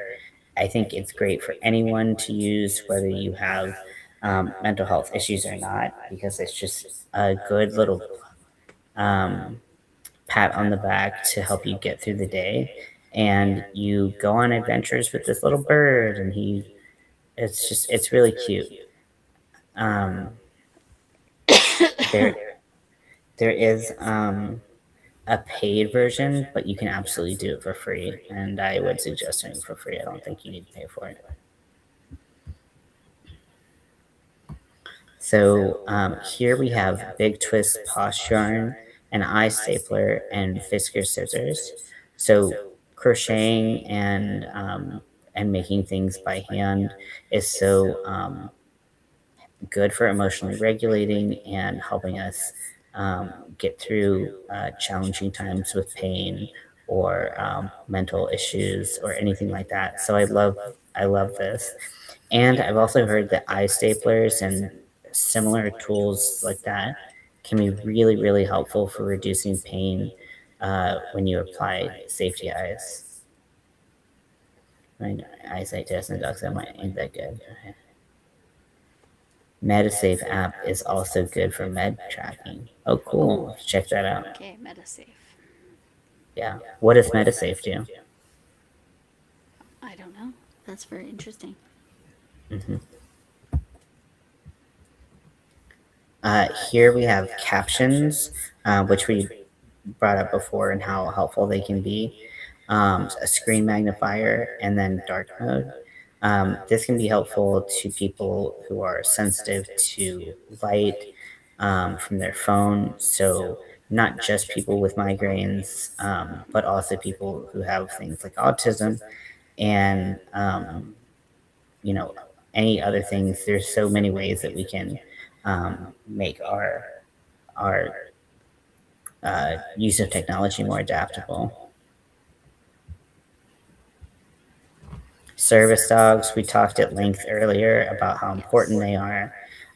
Service dogs, service horses, uh, they're so critical in so many people's lives. So I don't think we need to add too much other than they're fantastic, and we love service dogs. And emotional support animals as well. Yes, emotional support animals deserve credit. They're different, and it's important to know that they're different. Um, hey, Zach, welcome in. We are getting close to the end of the slides here, so perfect timing. Wow, 2016, 10 years of having a fidget spinner. I barely can keep my fidgets around for 10 minutes before losing them. But ESAs are fantastic. They can really help us through some hard moments. Like I said, like I would not be alive without my cat, and it's hard to admit that, but it's harder to think of a situation where what would have happened if I did not have him. So we love our babies, our ESAs, and our service animals. So, Lori, do you want to talk about this slide?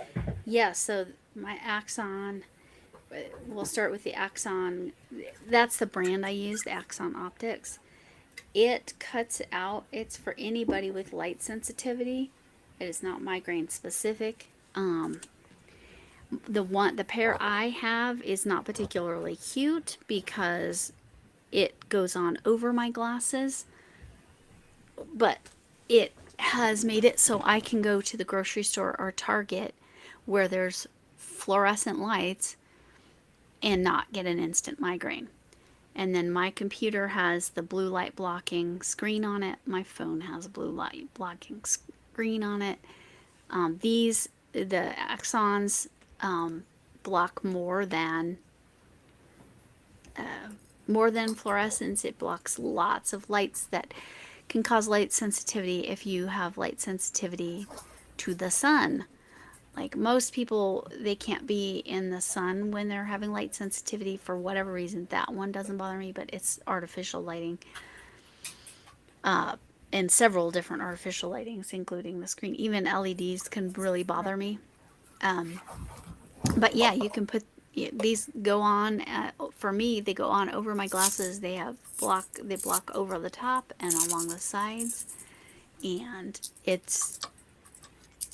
it's made it so I can go to a doctor's appointment and not get a migraine because doctor's offices have stupid fluorescent lights. So, anyway, that's oh hello Red. Wait, I did talk about your pickle that I need to still send. And I have a whole package down here for Ian. I gotta send too. Gotta get it sent. But hi Lexi. I'd missed Lexi coming in. Hello. I And like that's Lucky. Magical Hey, Mal, and Jennifer. I have the Magical Mal entry from Rusty. Is this bag from the So last cute. Magical Mal? But this Magical Mal, I know it's so cute. This Magical Mal is Lazy Days Holiday Craze, and it's all holidays. And I just realized because of timing wise, I one of my entries is going to be actually technically an Earth Day entry. So whatever holiday you want. And but yeah, these tools, especially the Axon optics, huge lifesaver for me. If you have the light sensitivity, and it does not even have to be, people can have light sensitivity and not have migraines. So that is, and blue light blocking. Honestly, everyone should have blue light blocking if you can. Put it on your screens. I do recommend. But I will say that the Axon optics are they're not cheap, they're not crazy. They're between 150 and $200 depending on which pair you choose. But it's a one-time purchase, so you know, worth every For penny and people more who to don't me. lose things. Well, okay, valid. I'm a person. Things have to go in a spot. If they're not in that spot, it's a problem, and I have to have my husband help me find things. But Got yes. ants crawling on you. Oh no, Alex. Oh, Okay. ants. Oh, Yeah. So also, you yes. said Oh, loop yes. earbuds, which I agree with for other reasons as well. So I'll let you go. Yes. These are amazing, and I specifically have found I've had the off brands. The Loop brand works the best. They're earplugs. They're not like they literally block out all the extra sound, but you can hear the person talking next to you. The only way I can go to concerts is to wear Loop earplugs, because I still hear it. It sounds amazing still, but it cuts the noise. So if you have sound sensitivity, which again, lots of disabilities have sound sensitivity, it, loop earbuds. Again, the off brands work. They just don't work as well. They Mhm. do work though. Just this shape, something about this shape, and they just go in there. It's a little bit tricky with my daith piercing. That is something. Um, I don't know if it's visible or not, but or doth. I don't know. Daith. That was for migraine, which I didn't mention, but I have to like push that out of the way and then put my loop earbud in that side. For me, I only needed it in one side because the other side doesn't have the issue. You can check, but anyway. I've used loop before. I've also used the brand Flare. I like them both. Uh, and like they come in different sizes and like to make sure that it's fitting your ear properly.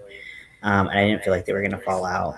For me, Yes. I don't experience migraines, but I do get overstimulated with Yep. sounds. Yep. Yep. Like if there's a sound going on here and someone's trying to talk to me here, like I really struggle to like keep my cool and not have my brain like explode.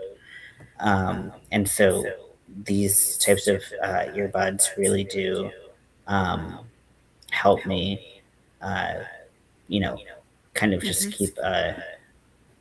Okay, bye, Andy. Oh, bye, I Andy. think Alex, we're wrapping up. We're almost done. We had people enter or like fill out a survey basically Okay. to get up here. So that's why we're asking certain people if they were coming up. Um, but we're probably going to wrap up soon. Um, Yes. hey, But Jerry, welcome in. loops are great for anyone who finds that focusing focusing on the person they're speaking to. It's not that you need um, hearing aids. You need to just block out the extra sound. Yeah. It's not that you don't hear them. It's that the other noise Yeah. I think they interferes. describe it as the ambient noise Yes, is what it yes, blocks. yes, yes, and it Yeah. still So keeps these are it super quiet. helpful. Great suggestion. Yes, helps a lot of people. A lot of different any Oh, sound Lexi. sensitivities. Yeah. Very interesting. Yeah, if you want to talk about that, that would be great too. I think a lot of people have Oh, great yeah. experience with loop. Yeah. I would love to While you're hear it. typing that out, I'll keep moving. Yes. So, from mobility issues and fatigue, things like a cane or a shower chair, where you don't have to do all of your movement at once. You can take breaks, like in a shower. You can sit down the whole time, or you can sit down halfway through, and um, everything like that. Okay, night, Alex. uh, and just has helped me tremendously with getting through those tasks. And then I'm able to walk for more than 5 minutes at a time now with my cane, which I'm thankful for because feels like it's getting a little bit more manageable to exist again. Good. And so those are very helpful tools for me. And then we have for hand and wrist issues, weighted gloves for tremors. If you are like me and you have very shaky hands, which I'm medicated right now, so my hands aren't shaking too much. Cooling or heated gloves for conditions like arthritis, tendonitis. Um, Ergonomic tools like ergonomic crochet hook handles. Uh, I got a set of these from Lori. They're foam handles that you can stick on your hook and they sit more comfortably in your hand. And then if you use your mouse a lot and you get pain from using your mouse, there are these vertical mouses that exist. And I know they look crazy, like a shark fin.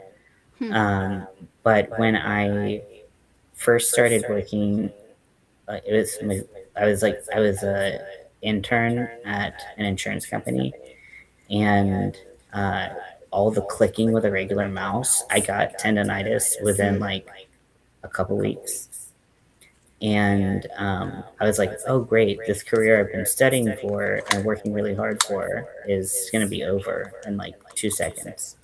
Yeah. Uh, and I found this and like this exact color and model and everything. And basically, what it does is instead of having you use your mouse like this, it has you turn your wrist and you kind of move it like this, right to left, like a Lego person, if you will. And um,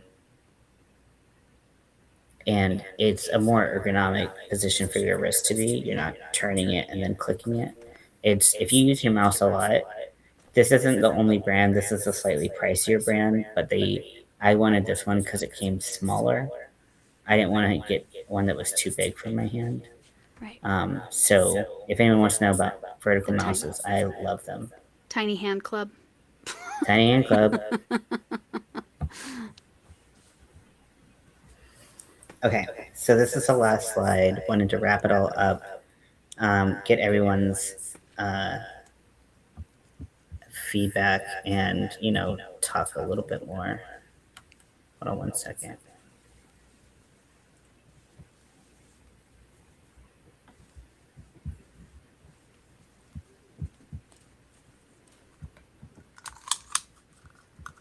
Okay. So this is why we want to keep the conversation going, why it's so important to not just be like, okay, well, we talked about it in July and now we don't have to worry about it. You've had surgery on your wrist. Yeah, this can be a game changer. Vertical, if you just Amazon vertical mouses, a vertical mouse, it's a big deal. It was for me. Tiny Hand Club. um, so The disabled community remains the largest and most diverse minority group in both the United States and throughout the world. Anyone can become part of the community either temporarily or permanently at any time.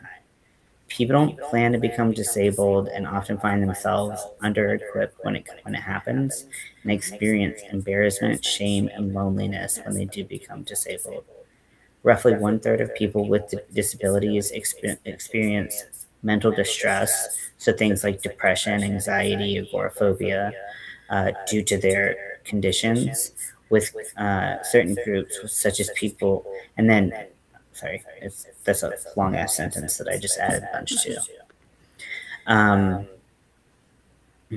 and certain groups are more likely to experience mental distress because of their conditions, which includes the cognitive and mobility issues um, community, who have 56% mental distress because of their conditions. So a big jump.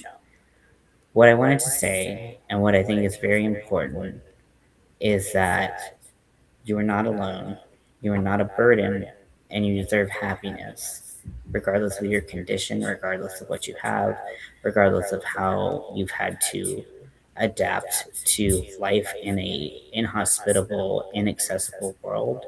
You are not a burden, and I'm sorry that you've had to go through everything that you've had to go through. But we have a great community here. There's great communities elsewhere where the right people will make sure that you know that. So um, that's kind of what I wanted to leave with today. If there's anyone who wants to share additional um, things, I know Lexi just said, I just found that the loop cut out. I like the loop. The loop cut out the high pitched noises of having two little girls, especially when I'm autistic ADHD, so noise overstimulated individual. Yep. Yes, exactly. Yep. Exactly. Same. Except I don't have kids, But still. you, I even, again, I was a high school teacher. I would have benefited from having loop loops in my classroom sometimes, because sometimes kids get very excited and you don't want to squash that. It's like, whoa, I can't handle Yeah, that. yeah. And really, it's sometimes it's just the sum of a bunch of little things that we can do to make the world Yes. friendlier for us. Yes. Um, and so if it's loop earplugs, if it's ear glasses, if it's whatever you need to do to make this world a little bit more hospitable, it's all we can do. But Yes. there's it's still just like the fact that there are so many things that aren't covered under health insurance and Right. things like that. Right. Like it would make perfect sense if those earbuds were covered under health insurance, because they do help your health. Um, and the fact that people have to pay out of pocket when they're already struggling so much month to month, Mm-hmm. um, is criminal. Right. Right. They should be considered part of our medical expenses. Yes, exactly, Lexi.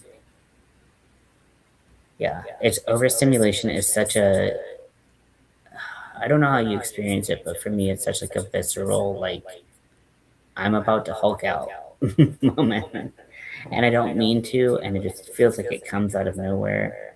Um, but those can, earbuds can really, really help.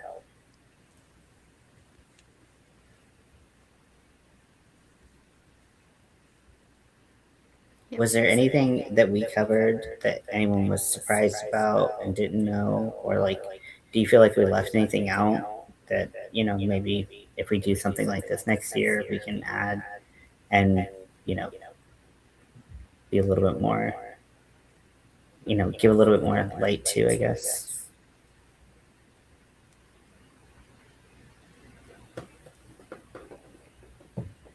Does anyone want my spine?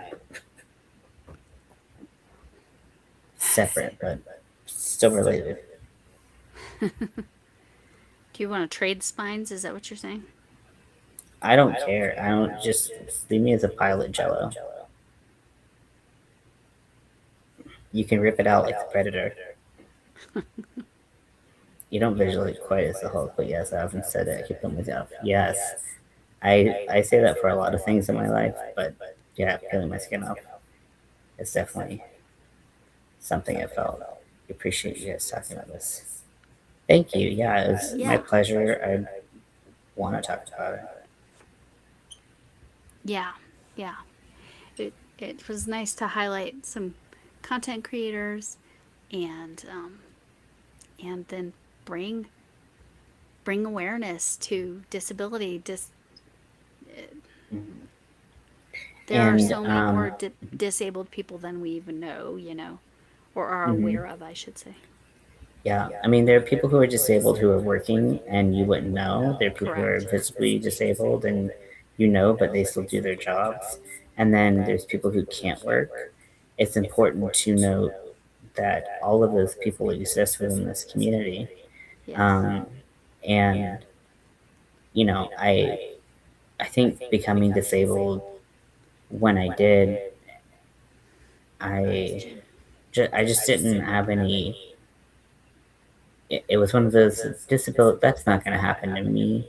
That's not my problem. Right. Right now I don't have to worry about being disabled. I get to provide for my family for many more years, and boom, didn't happen. Because you Right. just can't plan for everything. Yeah. It's good to have a safety net when you can, just in case something happens. But we just we didn't know, and we didn't do it great, but we survived. Yeah. In a million years after my sister got on disability, I had no idea it was headed my way, too. Hmm. Not a clue. And it wasn't just her physical, the amputation of her foot that was why she was like got approved for a disability. It's other things medically that happened. Hmm. But yeah, I never would have guessed I was going to be in the same boat. Yeah, Same boat, different boat. yeah. And I'll fully admit there is so much that I misunderstood going like before becoming disabled myself, Uh that huh. now I could slap myself. I'm like, Uh how could huh. I have thought that? And it was ignorance. And Right. the only fight against ignorance is becoming educated. And Right. so I had to do that, and I think a lot of people are in the same boat. Yeah. Jennifer said, I agree, Ian. I work and I have my issues, but I push through. It's not easy. Absolutely, it's not easy. Anyone who can work and still works through disability, I give nothing but props to you, because it's Yeah. challenging. And I hope that means you're still taking care of yourself, because it's easy to, a lot of us will push Yep. through disabilities Yep. and just so that we can work and make it work. And it's tough. There's no easy way through it. Whether you're working, whether you're not working, whether you're getting disability, whether you're not getting disability, whether it's visible, whether it's invisible, it's all hard. That's Yep. the one thing we all have in Yep. common. It's all hard. Yep. Yeah. I have a I have a friend who is disabled but continues to work because she works from home, but decline. Okay. um but she works for her husband's business and sometimes he forgets. It's like you live with her all the time, man. How do you Mhm. forget that she has these limitations? I actually should probably sit down with him and explain spoon theory to him. It might help him understand that no, she can't do that day. Yeah. Sorry. Yeah. I mean, I'm not. Just as an example, I mean, I had it explained to me a million different ways, and I still would forget. Mm. Just because I, when live with someone and you're like, everyone's got some level of difficulty. I don't know what my thinking was. I can't justify it anymore, and I Right. shouldn't have justified it then. But I would forget that she had these problems, Right. and and that, maybe have more restrictions on things like that. So, um, spoon theory, I think, always is a great tool to use and to incorporate, Yeah. um, and have as a communication tool. But And for whatever uh, reason, this dude like hears me, I guess is the way to say it. Um, okay, so I think I just realized I just need to help her by helping him understand. yeah, It's not, I think she doesn't understand spoon theory. So I don't know that she articulates it as well as she hmm could. So I probably need to yeah. explain it to her For first. both of them to have those tools and for them to be able to say, I've got 2 spoons left today. I can Yeah. either make dinner, we can order out, and I can watch a movie. Choose which Right. path you really want. Like those kinds of having both people on the same page is important. Would really help. Yeah. I Yeah. think. Jennifer said, I'm doing my best to remind myself that there are issues, so I'm better to myself. That's good. That's good. You deserve that. Lexi says, I'm so blessed to have gotten the job that I got because I have more um, Yeah. colleagues than I have my entire life. My window of tolerance is pretty tiny these days. Yeah. I understand that. Yeah, talking about window of tolerance is super important because what can you take that day? What can you tolerate that day is important to know. Yeah. And red for sure. Yeah, sometimes I do have to give myself a lot more grace and realize, okay, I do have disabilities. I do have these challenges. And I can't just ignore them. I can't just because I have this doesn't mean that it's an excuse. You Mm-hmm. know, it's not an excuse, it's the No. reality. Yeah. It's you have to give grace to yourself and remind yourself to take care of yourself because that's not the Mm-hmm. easiest thing either. Yeah. And I think, I mean, I agree with everything you just said, yeah, but none of it's easy. right. It'd be And great if it was. right, and sometimes you just can't push through. It doesn't matter how hard you want to. Yeah. Yeah. I remember first becoming disabled and I was doing this and that, all over the place. And like, I know I seem like I do a lot now, and I do more than I probably should when I have the energy. But I feel like it averages out because I'll take a month of not doing anything, Yeah. from, being uh, depressed or something like that. So, um, it's just hard. We hold ourselves to this really high pedigree of Yep. what we should be able to do, Yep. and we don't ever give ourselves the grace of being like, why? Like, would I expect any other disabled person or person living with the same condition to do the same as me? Usually, the answer is no. Right. Right. But we hold ourselves to such a high standard, Yep. and also we are comparing ourselves to what we used to be able to Ugh, do, and that's my biggest struggle. that's great, Zach. We're glad you joined us too, Jennifer.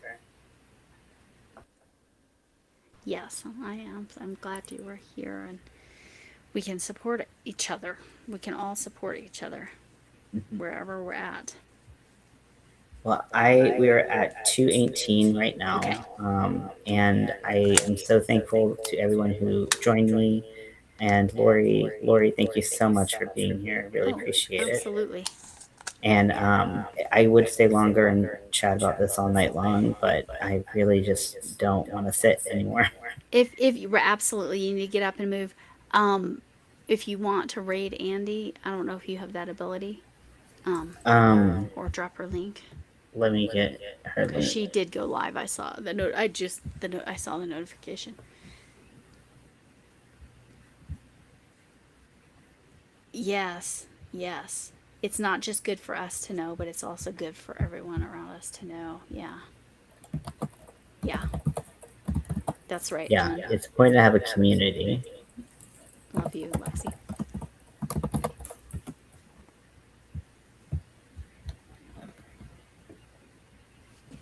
So I'll grab this. It's okay to be yourself. It's okay to ask for help. It's okay not to know it all. It's okay to make mistakes. It's okay to have hard days. It's okay to feel your feelings. It's okay to start over again. Love that. Yeah. So I keep meaning to talk about that. I have it sitting there and I keep forgetting to share that. Okay, But I so thought this I'm was sharing the link now. okay. Okay, we're gonna do a weirdo raid over to Crafty Witch 232's or Andy's house. Thank you, everyone. You're amazing, Hugs. and we'll talk later.